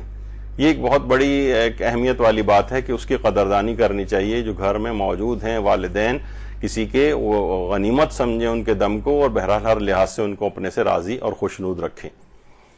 ماں سے کسی نے ایک دفعہ پوچھا تھا، روایت اس میں ملتا ہے آیات میں، کہ کب تک آپ نے اپنے کاندھے پر سر رکھنے دیں گی؟ تو ماں نے مسکرا کے کہا، جب تک لوگ مجھے اپنے کاندھے کے اوپر نہ اٹھا لیں. یعنی آخری دم تک یعنی انسان کے لیے ایک سہارا ہوتا ہے ماں کا.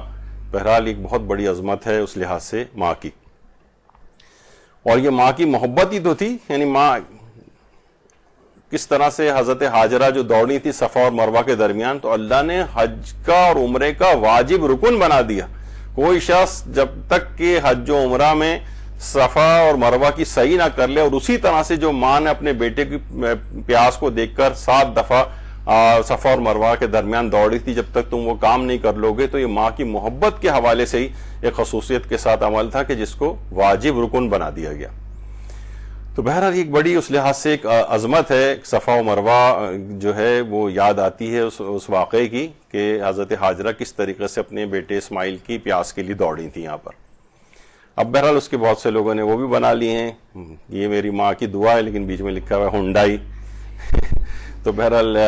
لوگوں نے یہی کہا کہ والدہ شاید ان کی جاپان سے تھیں. تو بہرحال والدہ کی دعا، اور کچھ نے یہاں تک بھی اپنے اس کے اوپر لکھا ہے کہ سب میری ساس کی دعا ہے. یہ بھی بہت سے لوگ آج کل لکھنے لگے ہیں. تو بہرحال بہت سے لوگ تو اس لحاظ سے یہ بات بھی کہتے ہیں کہ دنیا میں صرف 2 ہی افراد اتنے خوش نصیب تھے جن کی کوئی ساس نہیں تھی، حضرت آدم اور حضرت حوا. تو بہرحال اس لحاظ سے تو اس کے بعد بہرحال جو بھی انسان شادی کرے گا اس کی کوئی نہ کوئی ساس اور جو ہے وہ ہوں گی، چاہے عورت ہو یا مرد ہو. بہرحال عام طور پر دیکھا یہی گیا ہے کہ بہرحال جو لڑکوں کی ساسیں ہوتی ہیں، یعنی ساسیں اپنے دامادوں کے حق میں واقعتاً بڑی مہربان دیکھی گئی ہیں، لیکن جب وہ یعنی بہو کے لحاظ سے جو ساس ہوتی ہے عام طور پر ان کی آپس میں بڑی زبردست قسم کی ایک رائیولری چل رہی ہوتی ہے. بہرحال ساس بھی ماں کے درجے میں ہے، حکم میں ہے، یعنی فقہی اعتبار سے تو نہیں، لیکن بہرحال ان کا بھی بہرحال اسی طریقے سے عزت و اکرام جو ہے وہ کرنا پڑے گا. مکافات عمل اسی وجہ سے کہا جاتا ہے کہ اس سلسلے میں بھی، یعنی اگر کوئی انسان اپنے والدین کا فرما بردار ہے تو یہ لازمی نتیجہ نکلے گا کہ اس کی اپنی اولاد بھی اس کے حق میں فرما بردار ہوگی. کچھ ایکسیپشن کہیں کہیں آ جاتے ہیں، اس کی بھی وجوہات ہوتی ہیں، لیکن عمومی طور پر یہ ایک مکافات عمل کا ایک سلسلہ ہے. جب بھی ہمارے چھٹے امام جعفر صادق علیہ السلام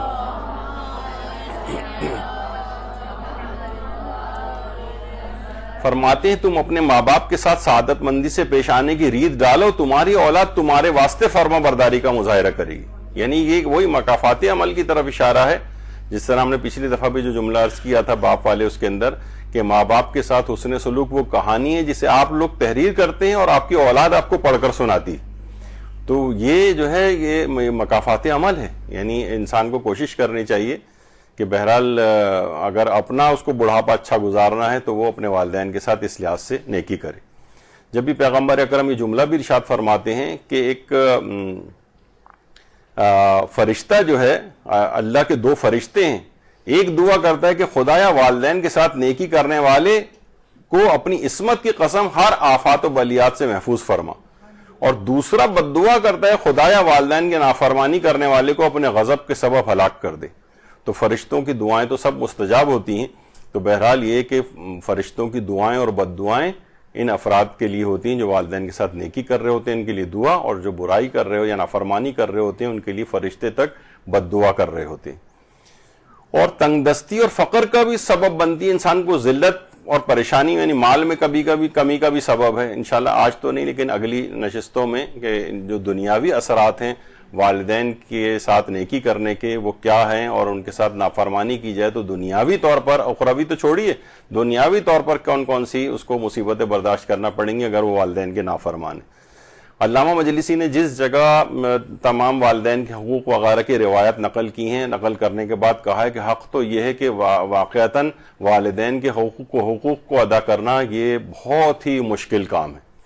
یعنی جو ابھی آپ ظاہر ہے ابھی تو ہم نے حقوق شروع بھی نہیں کیے، 80 کے قریب حقوق ہیں، شاید آج 6 7 8 ہی آ پائیں، لیکن بہرحال اگلی نشستوں میں ان کو پورا کریں گے. علامہ مجلسی نے بھی اعتراف کیا کہ واقعتاً بہت مشکل کام ہے والدین کے ان حقوق کو ادا کرنا. تو 40 حقوق والدین کے تو دنیاوی زندگی سے مربوط ہیں ان 80 میں سے، اور جو اگلے 40 حقوق ہیں وہ اخروی زندگی سے مربوط ہیں. یعنی 40 دنیا کے اعتبار سے ہیں، 40 آخرت کے اعتبار سے ہیں. 40 جو ہیں ان میں سے 10 حقوق ایسے ہیں جو اولاد کے قلب پر ہیں، دل کے اوپر بھی والدین کے آپ کے حقوق ہیں، وہ بھی آگے چل کر تذکرہ ہوں گے. اور 10 حقوق ایسے ہیں جو اولاد کی زبان کے اوپر ہیں، زبان پر. اور 10 حقوق ایسے ہیں جو اولاد کے مال پر ہیں، اور 10 حقوق ایسے ہیں جو اولاد کے جسم پر ہیں. زبان کے لحاظ سے الگ ہے لیکن اور دیگر اعضاء و جوارح کے لحاظ سے 10 حقوق الگ ہیں. تو یہ 40 حقوق اس لحاظ سے ہیں۔ اچھا ایک چیز اور بھی دماغ میں رکھنی چاہیے، والدین ایک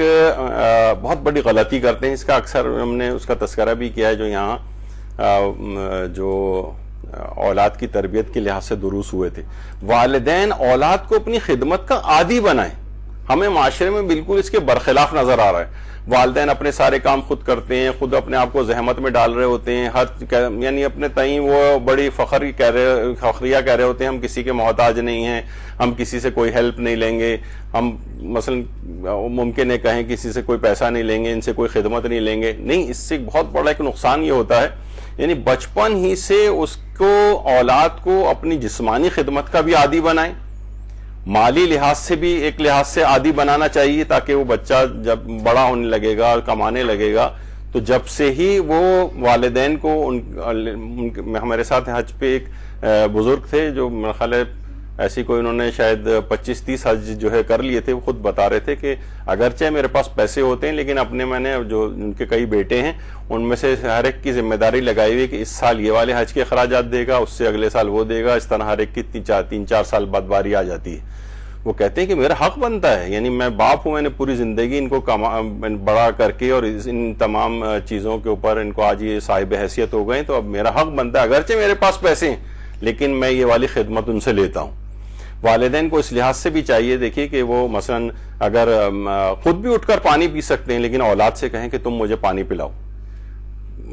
چاہے پاؤں میں ان کے درد ہو رہا نہیں ہو رہا، ان کے اپنی ٹانگیں ان سے دبوائیں، یعنی شروع سے عادی بنوائیں ان کو، اپنی اولادوں کو والدین کی جو خدمت کے فضائل ہیں، روایات ہیں، احادیث ہیں، قرآنی آیات ہیں، بچپن سے رٹوا دیں ان کو۔ یہ ساری زندگی رٹی تو رہا ہوتا ہے، بابا بلیک شیپ اور کون سی چیزیں جو اس کو بیٹھ کے یاد کروا رہے ہیں، وہ یاد کر ہی تو رہا ہے بالآخر وہ، تو یہ حدیثیں کیوں نہیں یاد کر سکتا، یہ قرآنی آیات کیوں نہیں یاد کر سکتا، ساری زندگی اس کے کام آئیں گی۔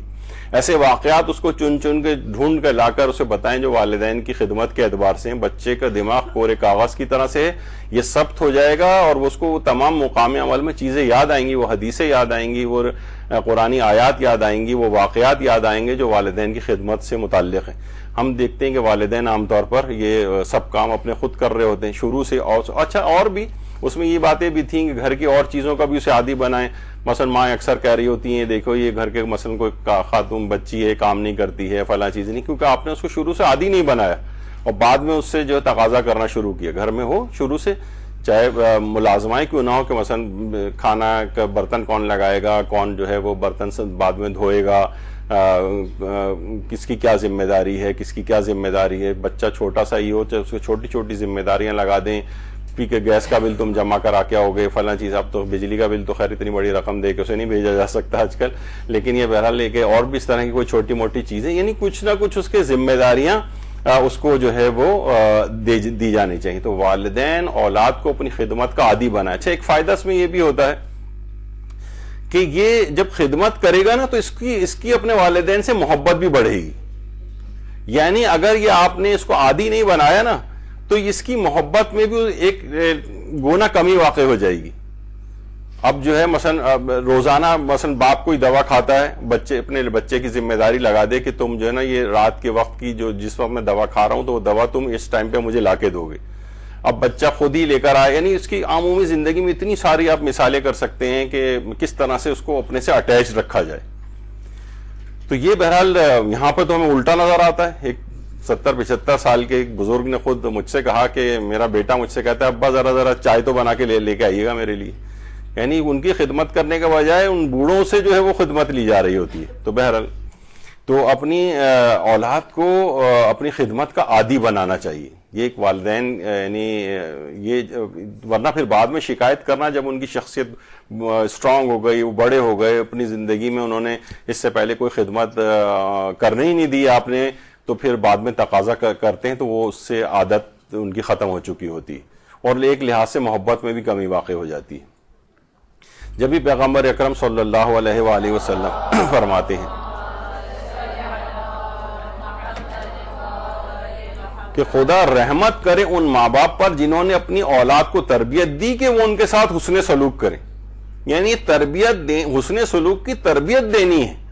وہ کیا کرتے ہیں یعنی اپنی پوری توانائیاں لگا رہے ہوتے ہیں، اسکول لے جانا ہے چھوڑنا ہے، اور یہ اور ٹیوشنز پہ لے کے جانا ہے اور چھوڑنا ہے، اور کھانے پینے کے انتظامات، جسمانی نشو و نما، یعنی ان کی ویسی تربیت نہیں کی کہ جس کے نتیجے میں وہ ان سے حسن سلوک کرے، نہ ان کو حدیثیں یاد کرائیں، نہ ان کو کوئی واقعات بتائے، نہ یعنی اس لحاظ سے ان کی تربیت نہیں کی. تو حسن سلوک انجام دینے کی تربیت کرنا ہے. تو بہرحال ایک ہی چیز یہ ہے اس میں، اور ان چیزوں کا بھی والدین کو خیال رکھنا ہے، یہ سب ان کے بچوں کی اخلاقیات میں اثر انداز ہوں گی، جس طرح ہم اکثر کہتے رہتے ہیں، اور اس پہ بھی یہاں پہ ایک پورا درس اس پہ ہو چکا کہ حاملہ کون کون سی غذائیں اور عملیات کرے کہ بچے، یعنی اس وقت تھوڑے وقت کی زحمت ہے، اور اس کے بعد پھر وہ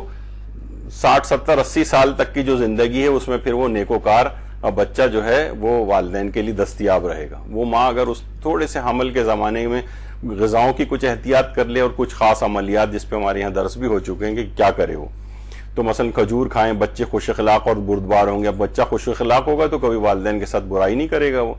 بہی دانہ کھائیں کہ بچے خوش اخلاق ہوں، خربوزہ کھائیں خوبصورت اور خوش اخلاق ہوں، با اخلاق اور خوبصورت بچہ پیدا کرنی، عورت ناشپاتی کھائیں. یعنی دیکھا جائے تو ایک آدھ چیز بھی بتائی جا سکتی تھی، لیکن خوش اخلاقی کرنے والی، اچھا خوش اخلاقی سے مراد صرف بہت میٹھے بولنے والے افراد نہیں ہوتے، بلکہ اچھا اخلاق، یہ خود 10-12 چیزیں اس کے اندر شامل ہو جاتی ہیں اور بہت ساری برائیاں اس میں سے نکل جاتی ہیں. تو خود بخود وہ ایک نیکوکار بچہ جو ہے وہ سامنے آتا ہے، وہی بچہ جو ہے جوان بنتا ہے. تو بہرحال آیت اللہ سید عبداللہ فاطمی نیا، ان کی بھی ابھی تقریباً 1-1.5 سال پہلے ہی ان کا انتقال ہوا ہے. اور یہ ایک جملہ بہت زبردست قسم کے معلم اخلاق تھے. یہ اکثر یہ بات کہتے تھے کہ اکثر وہ نوجوان جو ہیں جو بڑے دیندار ہو جاتے ہیں، وہ انٹرنیٹ پر سرچ کر رہے ہوتے ہیں اور کتابوں میں دیکھ رہے ہوتے ہیں آیت اللہ علی آقا قاضی نے سیر و سلوک کے متعلق کیا فرمایا تھا، اور آیت اللہ بہجت نے کون سا دستور العمل دیا تھا، اور فلاں عارف جو ہے وہ اس مقام تک اتنے بڑے مرتبے تک کیسے پہنچ گیا. اور پھر بہرحال انہوں نے کہا کہ اس کا سب سے پہلا تو مرحلہ یہی ہے کہ انسان گناہ کرنا ترک کر دے. وہ کہنے ہیں کہ میں یہ نہیں کہتا کہ آپ لوگ معصوم ہو جائیں، لیکن کم سے کم یعنی کسی حد تک تو گناہوں میں کمی ہونی چاہیے. تو فرماتے تھے کہ بہرحال وہ چاہتا ہے کہ نوجوانوں میں بڑا ہوتا ہے کہ میں سیر و سلوک ہم کیسے کریں اور عرفانیات کیسے پیدا کریں اپنے اندر. تو کہا کہ ہم یہ دیکھتے ہیں کہ یعنی وہ اپنے ان سب چیزوں کی تلاش کر رہے ہوتے ہیں، لیکن اپنے ماں اور باپ کے ساتھ تند مزاج ہوتے ہیں، غصے سے بات کر رہے ہیں، جھڑک کے بات کر رہے ہیں. تو فرماتے ہیں کہ اگرچہ ملا حسین قلی حمدانی، یعنی جو کہ بہت بڑے بڑے علماء عرفان کے اندر سے گزرے، کہہ رہے ہیں وہ بھی اگر قبر سے باہر آ جائیں اور تمہیں جو ہے عرفانیات سکھانے لگیں اور تمہارے استاد سیر و سلوک ہو جائیں، تب بھی اے والدین کو اذیت پہنچانے والے تم کسی مقام تک نہیں پہنچ سکتے. ملا حسین قلی حمدانی کو بھی قبر سے اگر اٹھا کر لے آئیں اور وہ تمہیں عرفانیات سکھائیں، تب بھی تم کسی مقام کو حاصل نہیں کر سکتے. تم یہ کیا تلاش کرتے پھر رہے ہو کہ یہ فلاں دستور العمل یہ وہ سب گناہ ترک کرو اور اپنے والدین کی فرما بردار بنو، یہ تمہارے لیے بہترین عرفانیت ہو جائے گی. تو بہرحال یہ فرماتے تھے. تو لوگ عام طور پر نوجوانوں میں ہم یہی دیکھتے آتے ہیں جناب، وہ ماں باپ کے بڑے نافرمان ہیں اور پوچھ رہے ہیں کہ وہ جو بال پوائنٹ کا جو نقطہ میرے اس کے اوپر لگ گیا ہے تو وضو ہو گیا یا نہیں ہو گیا. ارے بھائی یہاں تو تم بڑے باریک بین بن رہے ہو اور وہاں تم والدین کے ساتھ اس قسم کی زبان درازی کر کے آئے ہوئے ہو. تو دیکھیے بہت ساری چیزیں ہماری زبانوں کے اوپر ہیں. ٹی وی پہ کوئی ماں کے احترام کے لحاظ سے آج سے کئی سال پہلے ایک پروگرام کوئی آتا تھا جس میں کوئی بھی سیلیبریٹی بلا لیتے تھے اور وہ اپنے ماں باپ کو یاد کر کے رو بھی رہے ہیں، اور بڑا ایک جذباتی قسم کا پروگرام ایک بنتا تھا وہ. تو بہرحال ایک ٹی وی پروڈیوسر نے خود جو ہے یہ بات بتائی تھی کہ اس میں اکثر ایسے افراد شریک ہوتے ہیں ان کے والدین بھی زندہ ہیں اور اپنی خون تھکوایا ہوا ہے انہوں نے اپنے والدین کو، اور یہاں بیٹھ کر ایسی ایکٹنگ کر کے آنکھوں سے آنسو بہا رہے ہوتے ہیں. تو بہرحال اس طرح کی بہت ساری چیزیں جو ہیں وہ معاشرے کے اندر نظر آتی ہیں. تو والدین کی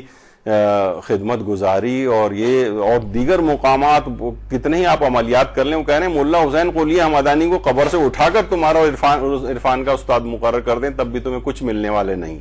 اگر تم نے اپنے والدین کے ساتھ تند مزاجی یا بلند آواز سے بات کرنے کا عادی تم بنے ہوئے.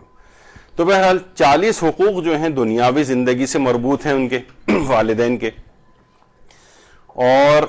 ان میں سب سے پہلا ہے والدین کا بہت زیادہ احترام کرنا. دیکھیے action speaks louder than the voice یا لاؤڈر دین دا ورڈز جو آپ سنتی ہیں کہ انسان اصل میں وہی جو نظر آنا چاہیے کہ آپ والدین کا احترام کر رہے ہیں. یہ نہیں کہ کہیں بھائی ہمارے دل میں بڑا احترام ہے والدین, دل ول نہیں, اس کا احترام نظر آنا چاہیے. والدین کا احترام کرتے ہوئے آپ نظر آنے چاہیے. جب بھی ہمارے امام جعفر صادق علیہ الصلوۃ والسلام فرماتے ہیں کہ والدین کے ساتھ نیکی کرنا اچھے بندوں کی شناخت میں سے ہے, کیونکہ کسی بھی مسلمان کی عبادت اتنی جلدی خدا کی رضایت تک نہیں پہنچ سکتی جتنا والدین کے احترام کی رعایت کرنا ہے. یعنی اتنی جلدی کوئی عبادت انسان اللہ اس سے راضی نہیں ہوتا ہے جتنا والدین کے احترام کی رعایت کرنے سے فوراً راضی ہو جاتا ہے. یعنی احترام والدین نظر آنا چاہیے. لوگ کہیں گے ارے یہ تو بڑا فوق العادہ قسم کا احترام اپنے والدین کا کر رہا ہے, ابھی آگے چل کر اس کی مثالیں پیش کریں گے. یعنی مثلا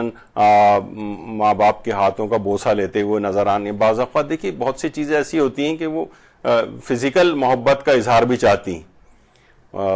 پتہ نہیں بہت سے علماء نے جو کتابیں لکھی ہیں کہ عام طور پہ بہت سی یہ لڑکیاں نامحرموں کی جو وہ عشق میں اور اس میں گرفتار ہو جاتی ہیں, تو عام طور پہ یہ ہوتا ہے کہ ان کے والد جیسے جیسے بچہ بڑا ہوتا جاتا ہے, لڑکا یا لڑکی, اس سے اپنی محبت کے اظہار کو کم کرتے جاتے ہیں. تو وہ کہیں نہ کہیں اس کمی کو کہیں بیرونی افراد سے پورا کرتا ہے. پھر مثلا کوئی بھی لچھے دار باتیں ان کے سامنے پیش کرے گا اور بڑے عقیدت و محبت کا اظہار کرے گا تو بچہ اس طرف کھنچ جائے گا. تو والدین اسی کے یعنی بھی ان کے ساتھ ذرا فزیکل محبت, پیار محبت, بوسہ دینا ان کو, اسی طرح اولاد کے لیے بھی فزیکل یعنی کیا ہے یہ چیزیں نظر آتی ہیں, احترام ہوتا ہوا نظر آ رہا ہے. تو بہرحال یہ سی چیزیں جو ہیں والدین کی طرف سے بھی ہونی چاہیے, اولاد کی طرف سے بھی ہونی چاہیے. جب بھی پیغمبر اکرم فرماتے ہیں کہ جو شخص اپنی ماں کی پیشانی کا بوسہ لے گا تو یہ اس کے لیے جہنم کی آگ سے پردہ بن جائے گا, ایک پردہ ہو جائے گا, یعنی ماں کا بوسہ لینا.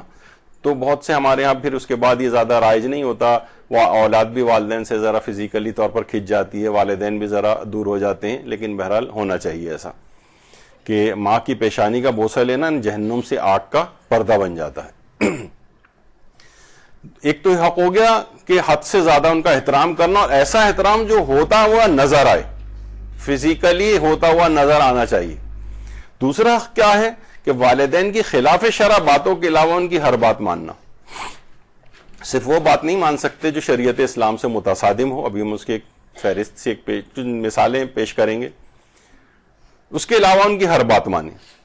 دیکھیے سب سے پہلی بات تو ایک ہوتا ہے ایک کہ کیا والدین کی اطاعت کرنا واجب ہے. تو اس کا فقہی جواب یہ ہے کہ والدین کی اطاعت تو واجب نہیں ہے, لیکن اذیت والدین حرام ہے. مثلا والدہ نے کہا کہ دیکھو چلو برتن دھو دینا ذرا, آپ نے نہیں دھوئے, کوئی ان کو اذیت بھی نہیں ہوئی, تھوڑا سا انہوں نے کہا بھائی کیوں نہیں دھوئے, یا خفگی کا بھی کچھ اظہار کیا, لیکن کوئی انہیں اذیت نہیں ہوئی, تو بہرحال یہ کوئی حرام کی حد تک نہیں پہنچا. اگرچہ یہ بھی آگے چل کر ہم پیش کریں گے کہ والدین کی اطاعت جو ہے اگرچہ واجب نہیں ہے, لیکن پھر بھی اگر کی جائے, یعنی چاہے ان کو اذیت نہ بھی ہو اس کی مخالفت سے, تب بھی وہ بے پناہ آپ کو فوائد دلواتی. تو کیا والدین کی, تو فقہی لحاظ سے بھی ہم کیونکہ ساتھ ساتھ بتاتے جا رہے ہیں کہ والدین کی اطاعت تو اگرچہ واجب نہیں ہے, لیکن ان کو اذیت دینا حرام ہے. یعنی آپ نے اس طرح سے ان کی مخالفت کی کہ ان کو اذیت پہنچی, تو یہ کام حرام ہو جائے گا. اچھا, اب والدین کا خلاف شریعت حکم کوئی ماننا جائز نہیں, کیونکہ حدیثوں میں بھی آیا کہ لا طاعت المخلوق فی معصیت الخالق, یعنی اللہ کی نافرمانی میں کسی مخلوق کی اطاعت ہم نہیں کر سکتے. کیا کریں کہ امی نے ہمیں یہ کہہ دیا تھا, کیا کریں ابا کا یہ حکم تھا, نہیں. اگر وہ خلاف شریعت ہے تو وہ ماننا جائز نہیں آپ کے لیے. مثلا والد یا والدہ یا والدین حجاب کرنے سے آپ کو منع کریں, اب یہاں پر ان کی بات نہیں مانی جائے گی, یہ خلاف شریعت ہے.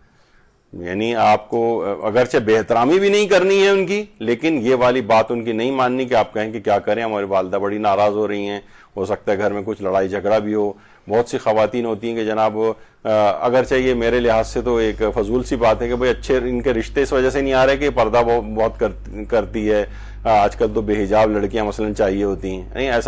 ایسا کچھ نہیں ہے. جو باحجاب والی لڑکیوں کے لیے الگ ایک لحاظ سے ایک جملہ تو صحیح نہیں، الگ مارکیٹ ہے اس کی، رشتوں کی جو مارکیٹ ہوتی ہے بہرحال، یعنی اس میں لوگوں کے لیے کچھ کی پرائیورٹی یہ ہوتی ہے کہ ہمیں باحجاب لڑکی چاہیے تو وہ انہی گھرانوں میں جائے. تو بہرحال والدین اگر منع کر رہے ہیں کہ تم حجاب مت کرو، بے حجاب رہو، تو یہ بات ماننا واجب نہیں ہے ان کی.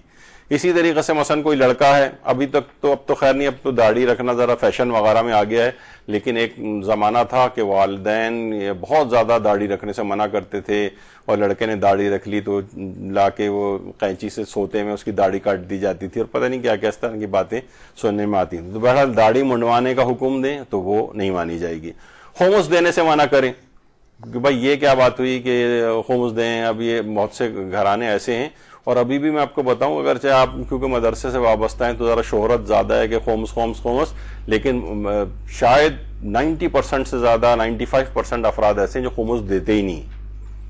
حتیٰ کہ جو بہت سے دیندار افراد ہیں ان کے ہاں سے بھی کوئی خمس کا کوئی وہ نہیں ہے، بس وہ کہتے ہیں بھائی کیا کریں، ہمارے پاس تو کچھ بچتا ہی نہیں ہے. جبکہ ایسا کچھ نہیں، کچھ نہ کچھ بچتا ہے. سالانہ تاریخ خمس پہ کہ آپ کے پاس ایک پائی بھی گھر میں 10 روپے کا نوٹ بھی نہیں ہے آپ کے پاس، 2 روپے نکالیے اس کے اوپر خمس. بہرحال تو خمس دینے سے اگر منع کریں اس کو تو یہ بات نہیں مانی جائے گی کہ خمس آپ کو دینا پڑے گا. واجب دینی تعلیم سے منع کریں. اب تو چلیں انٹرنیٹ اور یہ والی سہولت ہو گئی، گھر بیٹھے بھی واجب دینی تعلیم حاصل کی جا سکتی ہے. لیکن بعض اوقات یہ ہوتا تھا کہ نہیں جناب، کہ اس کے ہاتھ سے توزیع مسائل چھین لی جاتی تھی کہ ابھی تو تمہیں میڈیکل کالج میں جانا ہے، ابھی تو یہ کرنا ہے. نوجوان اسے یعنی واجب تعلیم، اور باہر بھی کہیں جانے نہیں دے رہے ہیں، درس و تدریس میں بھی نہیں جانے دے رہے ہیں، واجبات کہاں سے حاصل کرے اپنے. تو بہرحال اس موقع پہ بات نہیں مانی جائے گی. اب اگر کہیں وہ باہر نہیں جانے دے رہے تو کم سے کم گھر میں تو انسان حاصل کر ہی سکتا ہے بہرحال. اسی طرح سے مثلا رمضان آ جاتا ہے تو ابھی تم چھوٹی بہت ہو، 12 سال کی لڑکی ہے، 10 سال کی لڑکی ہے جناب، وہ شرعی لحاظ سے بالغ ہو گئی، لیکن والدین روزے رکھنے سے منع کر رہے ہیں، تو ان کی بات اس سلسلے میں یہ خلاف شریعت نہیں مانی جائے گی. قضا روزے رکھنے سے منع کر رہے ہیں اس کو، حالانکہ چلیں کچھ روزے قضا ہو گئے تو وہ قضا روزے نہیں رکھنے دے رہے ہیں اس کو، اس میں بات نہیں مانی جائے گی. حج واجب نہیں کرنے دے رہے ہیں اس کو. حج واجب، اگر حج واجب ہو جائے تو اس سلسلے میں والدین اگر خواہ روکی کیوں نہ رہے ہوں تو بہرحال حج پہ جانا پڑے گا. میراث کو تقسیم نہیں ہونے دے رہے ہیں. گھر میں کسی کا مثلا انتقال ہو گیا، مثلا ماں کا انتقال ہو گیا، اب باپ میراث کو تقسیم نہیں ہونے دے رہا ہے، سب پہ قبضہ کر کے خود بیٹھ گیا ہے، یا مثلا اور اس طرح سے، یا اس کے اور جو ہے وہ لوگوں تک پہنچنے نہیں دے رہا ہے. تو بہرحال کیا ہے کہ وہ جہاں یہ اس قسم کی کوئی چیز ہو جائے خلاف شریعت، اس کی مخالفت کرنی پڑے گی. اسی طریقے سے مثلا فضول اور غیر عقلی بہانوں سے شادی میں والدین رکاوٹ بن رہے ہیں کہ ابھی تو جناب یہ ہو جائے، ابھی تو جاب تمہاری ہو جائے، ابھی پہلے تم گھر کر لو، تو ابھی یہ کر لو، تو وہ کر لو. یعنی فضول اور غیر عقلی بہانے، اس پہ ہم اپنی جو موقع تھا اس کا پوری اس پہ گفتگو کر چکے ہیں یہاں پر، کہ بہت سے فضول اور غیر عقلی بہانوں سے شادی میں، اس پر شادی کرنی مثلا واجب ہو گئی ہے، اس کی ضرورت ہے، اب اس کو جو ہے فضول بہانے اور غیر عقلی بہانے جو ہے بنا کے اس کی شادی میں تاخیر کی جا رہی. لڑکے جو ہیں وہ 35 40 سال کے ہو گئے اور ابھی تک جناب یہ تو ابھی یہ نہیں، اس نے نہیں کیا، ابھی یہ نہیں کیا، ابھی یہ نہیں کیا، ابھی یہ نہیں کیا. تو پھر اس سلسلے میں والدین کی بات ماننا واجب نہیں رہتا ہے. اچھا، کسی ایسی جگہ شادی کو کہیں جو آپ کے لیے نقصان دہ ہو.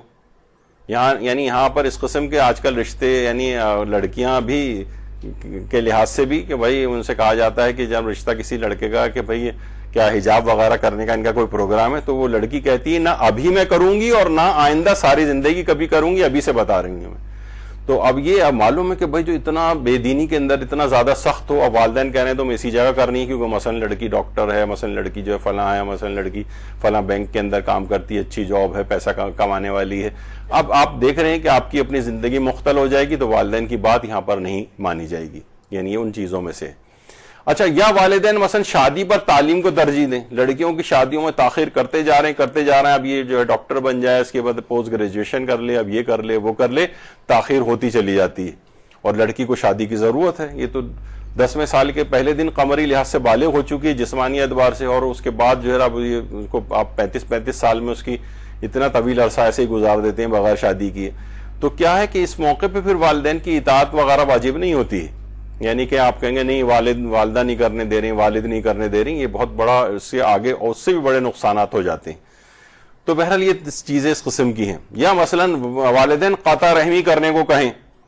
قطع رحمی کرنے کو والدین کہہ رہے ہیں کہ بھائی تم اپنے مثلا خالہ سے نہیں ملو گے، اپنے ماموں سے نہیں ملو گے.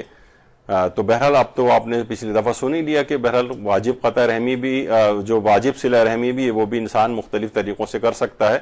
لیکن بہرحال ان کی یہ والی بات نہیں مانی جائے گی کہ آپ قطع رحمی وہ کرنے کو کہہ رہے ہیں تو آپ فوراً قطع رحمی کر لیں کہ والدہ کا حکم ہے، انہیں بڑی اذیت ہوگی اگر میں فلاں سے جا کر مل گیا ماموں سے مثلا. تو ایسا نہیں ہے، ان کی اس مخالفت کرنی پڑے گی. یا مثلا وہ کوئی مضر صحت چیزیں لانے کو کہیں آپ کو، مثلا والد ہے وہ چین اسموکر ہیں یا گٹکا کھانے والے ہیں یا فلاں ہیں، وہ کہہ رہے ہیں کہ گٹکا لا کے دو، اور آپ کہیں گے بھائی والد کی اطاعت تو واجب، اور بھائی ان کی شدید نقصان پہنچے گا ان کی صحت کو، یا آپ کیا ان کو مضر صحت چیزیں لا کر دے رہے ہیں، اس میں آپ کو اطاعت واجب نہیں ہے ان کی مثلا. اسی طریقے سے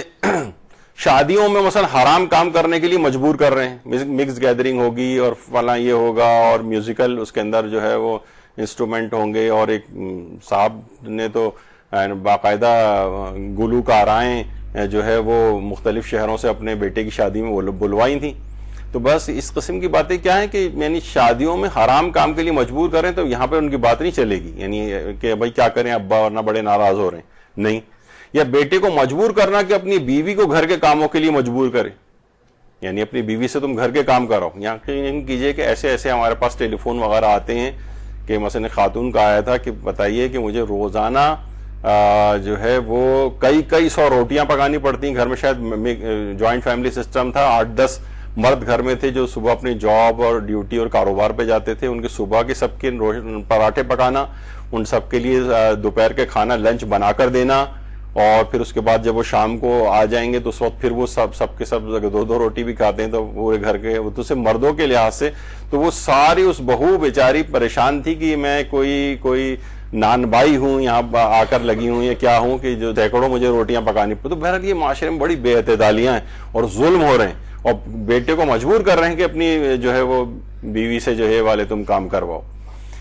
تو فقہ اور اخلاقیات کی ایک الگ بات ہے. ظاہر ہے گھر بھی اشاروں قربانیوں سے چلتے ہیں، لیکن اس قدر کسی کو قربانی کا بکرا یا بکری بنا دیا جائے تو یہ بھی اسلام اس کا تقاضا نہیں کرتا ہے. وہ اپنی مرضی سے انسان قربانی دیتا ہے، وہ تو کوئی جانور کوئی تھوڑی قربانی دے رہا ہوتا ہے زبردستی رسی سے پکڑ کر آپ ذبح کر دیں. تو بہرحال یہ اس طرح کی باتیں بھی ماننا جو ہے واجب نہیں ہے. یا مثلا آغا سیستانی سے پوچھا گیا کہ اگر ماں اپنے بیٹے سے کہے کہ جاؤ اپنی بیوی کو طلاق دے دو ورنہ میں تمہیں آنکھ کر دوں گی، چونکہ اس کی بہو سے نہیں بنتی ہے، تو کیا اس امر میں ماں کی اطاعت واجب ہے؟ تو انہوں نے جواب دیا اس مسئلے میں ماں کی اطاعت واجب نہیں ہے، اور ماں کا یہ کہنا کہ تمہیں آنکھ کر دوں گی یہ بھی صحیح نہیں ہے. البتہ بیٹا ماں سے بد کلامی نہیں کر سکتا، یعنی خاموشی اختیار کر لیں، آپ اس کی بات نہ مانیں، لیکن یہ نہیں کہ ماں کہہ رہی کہ طلاق دے دو تو اس کو جو ہے وہ آپ طلاق دے دیں یا باتوں میں آ جائیں اس کی. تو یہ سب چیزیں اس طرح کی ہیں کہ یہ نہیں مانی جا سکتی. یا بیٹے کو مجبور کرنا کہ وہ بیوی کو وقت نہ دے، یعنی ایسے ہمارے پاس عجیب و غریب کیسز آتے ہیں کہ مثلا مائیں جو ہیں وہ بے تحاشا جو ہے یعنی وہ ایسا ان کو انوالو کر کے رکھتی ہیں کہ اپنی بیوی کے پاس بھی جو ہے وہ زیادہ ٹائم نہ دے بلکہ ان کے پاس زیادہ ٹائم گزارے. مجھے یاد پڑتا ہے بالکل ابتدائی شاید انٹر کا زمانہ تھا، ہمارے استاد محترم نے ہمارے کلاس فیلو کی ایک شادی ہوئی تھی تو اس میں انہوں نے تقریر کی تھی، تو اس میں ظاہر ہے والدین بھی سب کے شریک تھے. تو اس میں انہوں نے یہ کہا تھا کہ دیکھیے، والدین کو مخاطب کر کے کہا کہ بیٹا اب تک جتنا وقت آپ کو دیتا تھا اب یہ نہیں دے گا، اور اگر اس نے دیا تو یہ حرام ہو جائے گا اس کے لیے. جتنا یہ پیسے آپ کو ابھی تک لا کے دیتا تھا اب یہ آئندہ اتنے لا کر نہیں دے گا، اس میں کمی واقع کرے گا کہ کچھ اور حقوق بھی اس کو ادا کرنے. تو بیٹے کو کوئی انسان میں نے مجبور کرے کہ وہ بالکل شادی سے پہلے جیسی زندگی ابھی تک ویسے رہے، نہیں، اس کے ٹائم کو ڈیوائیڈ ہوگا، اس کے توجہات بھی ڈیوائیڈ ہوں گی، اس کے پیسے بھی ڈیوائیڈ ہوں گے، یعنی اب وہ پہلے کی طرح سے اس سے ایکسپیکٹ نہیں کرنا چاہیے. تو اگر وہ اس طرح سے کوئی مجبور کر رہے ہیں تو یہ بات بھی والدین کی نہیں مانی جائے گی. اور اسی طریقے سے ترک مستحبات کے اندر بھی اطاعت کا جو مسئلہ ایک ہوتا ہے کہ مثلا والدین اگر یہاں یہ والا تو وہ پچھلی جو میں نے مثالیں بیان کی تو وہ والی مثالیں ہو گئیں کہ جس میں ان کی بات نہیں مانی جائے گی والدین کی. لیکن بہت سی ایسی چیزیں بھی ہیں اسلام نے بہرحال ان کے اس لحاظ سے حق رکھا ہے کہ اگر والدین کسی مستحب کام کو ترک کرنے کو کہیں، مثلا حالات خراب ہیں جیسے میں نے پہلے بھی مثال دی تھی، کرفیو لگا ہوا ہے، یا مثلا قتل و غارت گری ہو رہی ہے اور بچہ لیکن وہ کہہ رہا ہے کہ مثلا میں مسجد میں نماز پڑھنے جاؤں گا نماز فجر کی. اب والدین فکر مند ہو رہے ہیں،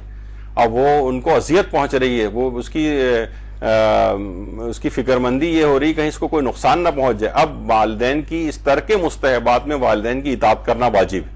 کیونکہ ان کو اذیت پہنچ رہی تمہارے اس مستحب کام کو انجام دینے کی وجہ سے. وہ مسجد میں جانے کے مخالف نہیں ہے, وہ تمہاری یعنی جو سلامتی کے بارے میں فکر مند ہے. تو یہ بھی پھر اسلام کہتا ہے کہ نہیں, اب والدین کا حق یہ ہے کہ ان کی اس بات کو مانو اور اس مستحب کام کو چھوڑ دو, مسجد نہیں جاؤ, گھر میں نماز پڑھ لو. یا اسی طریقے سے مثلاً بعض اوقات یہ ہوتا ہے کہ اگر کوئی مستحب روزہ کسی کو رکھنا ہے, بہت شدید گرمیاں ہو رہی ہیں, جسمانی حالات اتنی نہیں, لیکن آپ کو بہت دل چاہ رہا ہے کہ آپ مستحب روزہ رکھیں, لیکن والدہ یا والد کو اذیت پہنچ رہی ہے, تو اللہ پھر کہتا ہے کہ نہیں, پھر تمہارے لیے مستحب روزہ رکھنا حرام ہو جائے گا,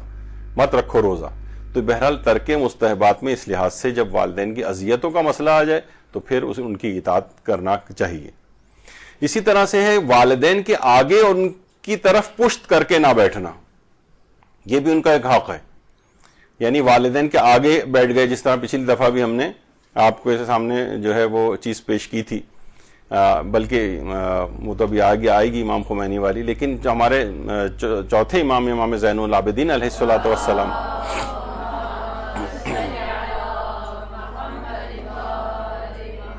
کہ زرارہ سے روایت کی گئی, کسی نے امام سجاد سے کہا کہ آپ لوگوں میں سے سب سے زیادہ نیک و برگزیدہ ہیں, لیکن آپ اپنی والدہ کے ساتھ ایک برتن میں کھانا نہیں کھاتے, حالانکہ وہ یہ چاہتی ہیں. تو امام سجاد نے فرمایا, میں پسند نہیں کرتا کہ میرا ہاتھ اس لقمے کی طرف سبقت لے جائے جس لقمے کی طرف میری ماں کی آنکھیں سبقت لے جا چکی ہیں. یعنی ایسا نہ ہو کہ مثلا کھانا کم ہو, میں نے نکال لیا اور والدہ کی خواہش تھی تو وہ کھانا کم ہو گیا میری وجہ سے, وہ ظاہر ہے وہ تو منہ سے کچھ نہیں بولیں گی. تو وہ کہتے تھے میں ڈرتا ہوں کہ کہیں ایسا نہ ہو جائے. اچھا بہرحال اب یہ بھی کہ چوتھے امام کی تو آپ کو پتا ہے کہ جو والدہ تھیں حضرت شہربانو, وہ تو امام کی پیدائش کے چند دن بعد ہی انتقال کر گئی تھیں. حضرت شہربانو وہ ایک بہرحال بہت ہی ضعیف یا جعلی قسم کی ایک روایت ہے, جس میں واقعہ کربلا کے بعد پھر ان کا وہ تہران کی طرف جانا, وہ تہران میں جو ایک زیارت حضرت شہربانو کی پہاڑے کے اوپر بنی ہوئی ہے, بہرحال بالکل اوتھینٹک نہیں ہے, لیکن بہرحال لوگ جاتے ہیں, ان کو وہاں جا کر بھی یاد کر لیا جائے زیارت پہ, تو کوئی ایسے مذائقے والی بات نہیں. اور اس کے بعد بہرحال پھر امام حسین علیہ السلام نے چوتھے امام کے لیے ایک دایا کو مقرر کیا تھا, جن کا نام وشیکا یا وشیکا تھا, اور پھر انہوں نے امام کو دودھ پلایا تھا. اور کیونکہ حضرت شہربانو تو انتقال کر گئی تھیں, تو چوتھے امام اپنی ان رضائی والدہ کو بھی ماں کہہ کر پکارتے تھے. ماں ایک بڑا اس لحاظ سے ماں کا ان کو ایک تقدس, اور حالانکہ وہ رضاحت کے لحاظ سے ایک دایا تھی, تو لیکن امام نے بہرحال ان کا اس طرح سے اتنا اکرام کرتے تھے. یعنی اپنی جس نے ان کو صرف ظاہر ہے کہ رضاعت کا تو 2 سال سے زیادہ کا پیریڈ نہیں ہوتا, لیکن اس کے باوجود بھی امام اس کھانے کی طرف ہاتھ نہیں بڑھاتے تھے جہاں ان کی وہ دایا اگر کبھی دسترخوان پہ ہوتی تھیں, تو کہیں ایسا نہ ہو کہ ان کے بھی حق کا اس قدر خیال رکھتے تھے. تو بہرحال یعنی ان کی طرف پشت کر کے نہ بیٹھنا, یعنی کہیں بھی ہو تو ان کو آپ آگے کریں. جس طرح ہم نے آغا خوئی کا پچھلی دفعہ مثال دی تھی کہ آغا خوئی اپنے والد کو آگے کرتے تھے, پھر ان کے پیچھے پیچھے چلتے تھے. اور اسی طریقے سے تو بہرحال تو حضرت امیر المومنین یہ بھی فرماتے ہیں کہ باپ کا حق یہ ہے کہ فرزند ہر اس چیز میں ان کی اطاعت کرے سوائے اللہ کی نافرمانی کی, ہر بات میں اطاعت کرے, ہر بات میں ان کے پیچھے پیچھے رہے. اور اسی طریقے سے ایک اور جو چوتھا حق ہے کہ ان کی رضایت کے بغیر مستحب سفر بھی نہ کرنا. یعنی اگر وہ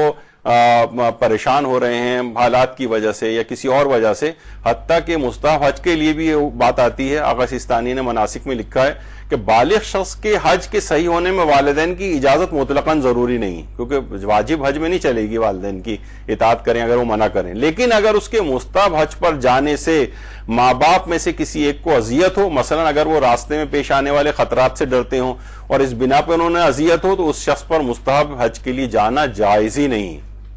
یعنی ایسا سفر حج مستحب حج عبادتوں سے بھرپور, لیکن پھر بھی آغا سیستانی فرماتے ہیں کہ اگر وہ فکر مند ہو رہے ہیں ان کے, یا منع کر رہے ہیں, ان باعث اذیت ہو رہا ہے ان کے لیے ان کا جانا. بہت سارے دیکھیے اس طرح سے ہوتے ہیں, حالات خراب ہو رہے ہیں, یا اب تو خیر اس طرح کا معاملات نہیں ہیں, لیکن ایک عمومی طور پر ممکن ہے کہ جیسے ابھی وباؤں کا ایک دور چلا تھا اور جناب حج پہ جا رہے ہیں تو اتنی دنیا سے لوگ آ رہے ہیں, اور ایسا نہ ہو کہ کہیں سے اس کو کوئی وبا لگ جائے. اب صرف مستحب حج کے لحاظ سے والدین فکر مند ہو رہے ہیں, اذیت ہو رہی ہے, کہیں ایسی کسی بیماری کا شکار نہ ہو جائے یہ, تو بس. تو بہرحال یہ کہ والدین کے حق کے اعتبار سے انہوں نے کہا کہ اگر ان کو اذیت ہو رہی ہے تو پھر مستحب حج پہ بھی نہیں جائے گا. ان کے احترام میں کھڑے ہو جانا، اور جب تک وہ نہ بیٹھے نہ بیٹھنا، ان کے احترام میں کھڑے ہونا، جب تک بیٹھے نہ بیٹھنا. اور ایک آدمی نے رسول اللہ سے آ کر عرض کیا کہ بیٹے پر باپ کا کیا حق ہے؟ تو رسول اللہ نے فرمایا بیٹا باپ کا نام لے کر نہ پکارے، باپ کے آگے نہ چلے، باپ سے پہلے نہ بیٹھے، باپ کے لیے ذلت اور بدنامی کا سبب نہ بنے. تو اس میں بھی وہی جو اس وقت ہم بیان کر رہے ہیں کہ باپ کے آگے نہ چلے، یعنی باپ کا نام لے کر بھی نہ پکارے. اب بہت سے ڈرامے ایسے آنے لگے ہیں کہ جناب وہ فلاں باپ کا نام لے کر پکار رہے ہوتے ہیں. مشہور کوئی مزاحیہ سیریل جو ٹی وی کے اوپر آ رہی ہے ڈراموں کی، اس میں وہ ایک لڑکا جو ہے وہ اپنے باپ، اگرچہ وہ سوتیلے باپ ہے لیکن نام لے کر پکارتا ہے. میں نام نہیں لے رہا، وہ آپ کو پتا ہے کیا ہے. بہرحال تو وہ یہ اچھا، اس سے کیا ہے کہ بچے سیکھ رہے ہیں اچھا باپ کا نام لے کر بھی پکارا جا سکتا ہے. اگرچہ ابھی تو معاملہ اتنا خراب نہیں ہوا لیکن وہ پہلا پتھر پھینک دیا گیا ہے کہ آئندہ شاید یہ اس قسم کی چیزیں رائج نہ ہو جائیں. باپ کے آگے نہ چلے جب تک کوئی عقلی کوئی وجہ نہ ہو، یا باپ سے پہلے نہ بیٹھے. اچھا اسی طرح سے یعنی جب تک والدین نہ بیٹھ جائیں خود بھی نہیں بیٹھے، یعنی ان کے ایک لحاظ سے ایک حق کے اندر سے ہے یہ بات. اور راستہ چلتے ہوئے جب تک کوئی عقلی یا شرعی عذر نہ ان سے آگے نہ چلے. وہ آپ نے پچھلی دفعہ بھی بات سنی تھی، اور یہ حدیثوں کے اندر بھی آئی ہے کہ ہمارے چھٹے امام جعفر صادق علیہ السلام نے فرمایا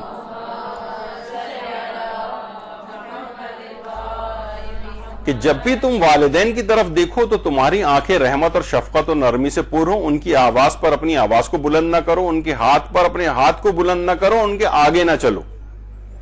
آگے بھی نہ چلو ان کے. دیکھیے امام خمینی کی جو بات پچھلی دفعہ ہم نے عرض کی تھی نا کہ جب وہ وزیر صاحب ملنے کے لیے آئے تھے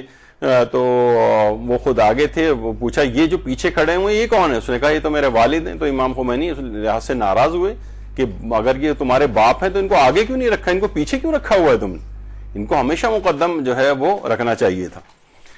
خانم زہرا مصطفی امام خمینی کی بیٹی یہ فرماتی ہیں کہ امام خمینی اس قدر ہمیں تاکید کرتے تھے اپنی ماں کی عزت کرنے کو. وہ کہتے تھے کہ تمہاری جنت تمہاری ماؤں کے قدموں تلے ہے، لہٰذا اپنے گالوں کو ان کے پاؤں تلے رگڑا کرو تاکہ تم اس جنت کو حاصل کر سکو. یہ کہتے تھے ان سے خانم زہرا مصطفی. تو یہ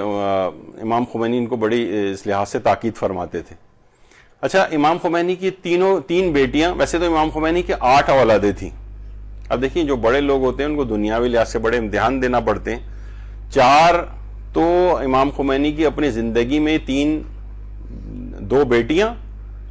اور 1 بیٹا، وہ تو بہت جلدی انتقال کر گئے تھے. لطیفہ اور سعیدہ نام کی 2 بیٹیاں وہ امام خمینی کی پہلے انتقال کر چکی تھیں.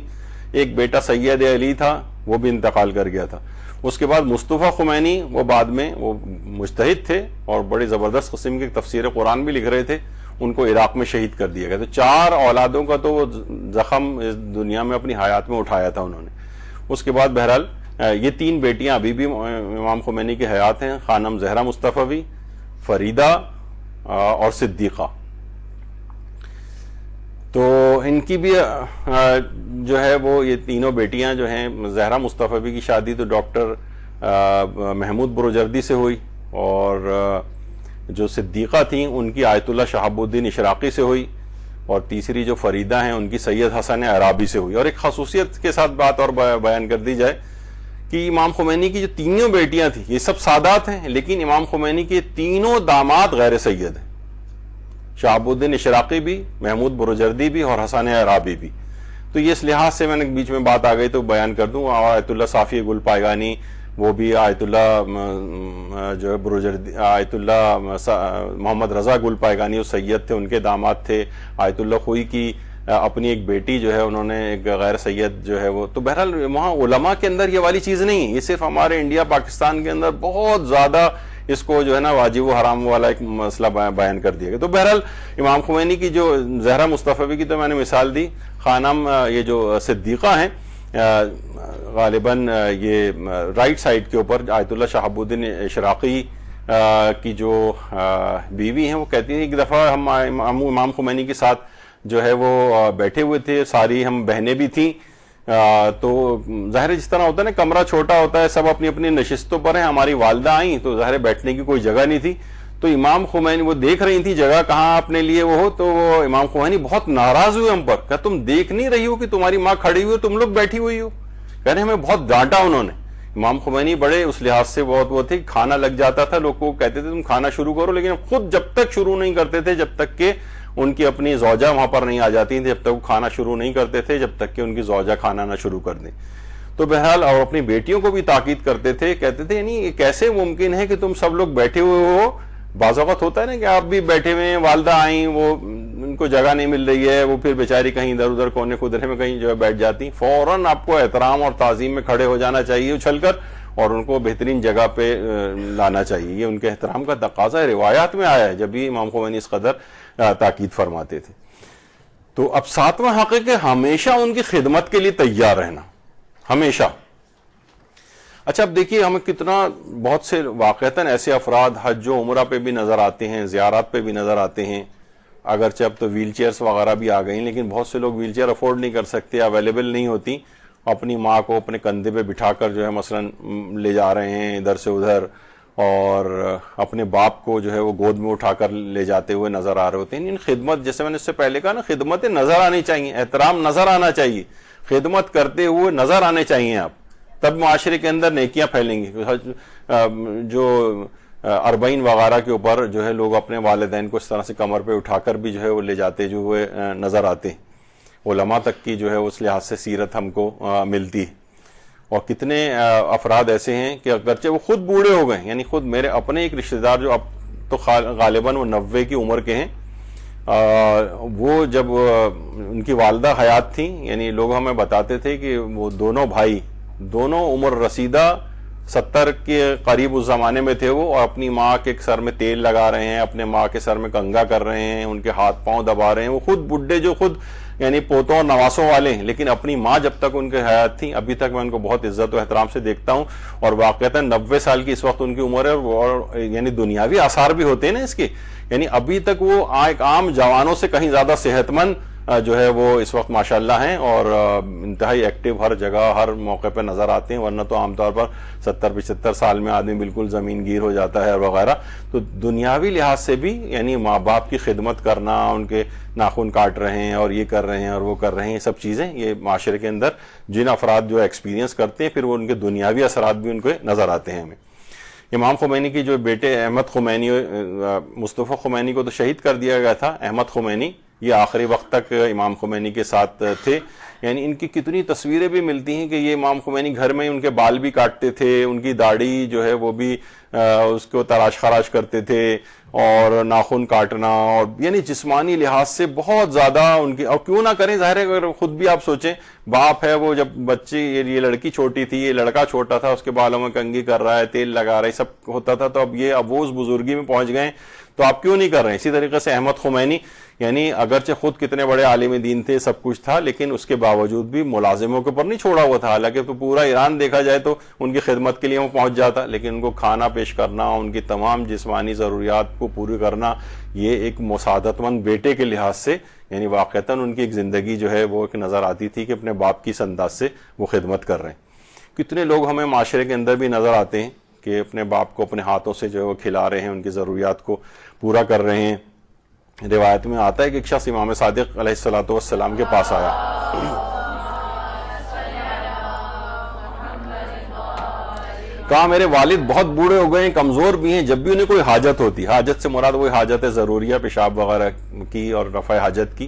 تو ہم انہیں اٹھاتے ہیں، ان کی حاجت کو پورا کرتے ہیں. امام صادق نے فرمایا اگر ممکن ہو تو ان کام خود کرو، نوکروں پر نہ چھوڑو، اپنے ہاتھ سے لقمہ بنا کر ان کے منہ میں دو، کیونکہ تمہارا ایسا کرنا روز قیامت تمہارے لیے ڈھال بن جائے گا، یعنی جہنم میں جانے سے تم بچ جاؤ گے. تو والدین کی اس لحاظ سے جسمانی طور پہ یعنی اگرچہ نوکر خدمت کے لیے موجود ہو، لیکن جسمانی اعتبار سے خدمت ان کی کرنی چاہیے. اور خاکساری سے قرآن نے بھی کہا کہ اپنے کاندھوں کو ان کے سامنے جھکا کر رکھو. صاحب ابن عباد ہمارے ایک بہت بڑے عالم گزرے ہیں، آل بویا خاندان میں، ایک لحاظ سے وہ اس زمانے میں وزیر اعظم کے طور پر بھی تھے. صاحب ان کو اس وجہ سے کہا جاتا تھا، بادشاہ ان کو اپنے، دیکھیے دنیاوی اثرات بھی چیزوں کے ہوتے ہیں. تو یہ صاحب ابن عباد کہتے تھے کہ میری اپنی ماں کا بہت زیادہ تذکرہ کرتے تھے کہ جتنا بھی دنیاوی لحاظ سے بھی اور علمی لحاظ سے مجھے عروج ملا ہے، یعنی اتنے تھے کہ ایک دفعہ ان کو اپنی لائبریری جو کتابوں کی وہ ٹرانسفر کرنی تو 400 اونٹ منگوائے گئے تھے اس زمانے میں. کہا کہ 400 اونٹوں کی ضرورت ہے لائبریری کو ایک جگہ سے دوسری جگہ منتقل کر. تو دنیاوی بھی بہت عروج ملا. تو وہ کہتے تھے کہ میری ماں نے اتنی زبردست میری تربیت کی ہے کہ جب میں اپنے مدرسے جایا کرتا تھا تو ماں 1 درہم اور 1 دینار مجھے دیا کرتی تھی کہ یہ تمہارے کھانے کے لیے اور یہ تم اس جانے سے پہلے راہ خدا میں صدقہ کرتے ہوئے جانا. کہا میری ماں نے ایک ایسی عادت ڈالی کہ جب یہ وزیر بھی ہو گئے تھے تو کہتے تھے میں اپنی ماں کی اس عادت کو بھولتے نہیں تھے اور 1 درہم اور دینار جو ہے نیچے تکیے کے نیچے رکھتے تھے اور اپنے ملازموں کو کہا ہوا تھا کہ صبح نکلنے کے بعد پہلا کام یہ کرنا تاکہ میں اپنی ماں کی اس عادت جو مجھے ڈالی گئی تھی یعنی اس کو پہلے ان چیزوں کو صدقہ کرنا اور اس کے بعد پھر میں امور زندگی کو انجام دوں گا. تو انہوں نے کہا تھا کہ صاحب ابن عباد نے کہ میرے مرنے کے بعد میری قبر بھی میری ماں کی قبر کے پاؤں کی طرف بنانا, کیونکہ قرآن کی آیت ہے وَاخْفِضْ لَهُمَا جُنَاحًا مِنَ الذُّلِّ, یعنی اپنے کندھوں کو خاکساری سے ان کی طرف جھکا کے رکھو ذلت کے ساتھ. میں چاہتا ہوں کہ میں مرنے کے بعد میری قبر بھی میرے ماں کے پاؤں کے پاس ہو. تو بہرحال اصفہان میں صاحب ابن عباد کی یہ قبر بھی ہے. اور اسی طریقے سے شیخ مرتضی انصاری نے پچھلی دفعہ کئی دفعہ ان کا مثال دی ہے کہ شیخ مرتضی انصاری بھی یعنی جب ان کی والدہ کا انتقال ہوا اس قدر زار و قطار رو رہے تھے کہ کافی وقت ہو گیا کہ لوگوں نے ان کو کہا کہ آپ کی مرجعیت کے شایان شان نہیں ہے کہ آپ اس طریقے سے روئیں. کہا کہ تمہیں نہیں پتا کہ میری ماں نے کس قدر زحمتیں کر کے جو تم کہہ رہے ہو کہ آج میں مرجعیت کے اس عہدے پر پہنچاؤں یہ میری اپنی ماں کی وجہ سے تو پہنچاؤں. تو بہرحال شیخ انصاری اس انداز سے اپنی ماں کو بہت زیادہ یاد کرتے تھے اور اپنی تمام تر کاوشوں کا جو کریڈٹ ہے یہ اپنی ماں کو دیا کرتے تھے اور کہتے تھے آج جس مقام پر بھی ہوں اپنی ماں کی وجہ سے ہوں. اور یہ شیخ انصاری پھر اتنا بڑا مقام حاصل کیا کہ وہ جو مشہور بھی ہے کہ شیخ انصاری سے امام زمانہ سے جب چاہیں ملاقات بھی کر لیتے تھے. یعنی اللہم صلی علی محمد.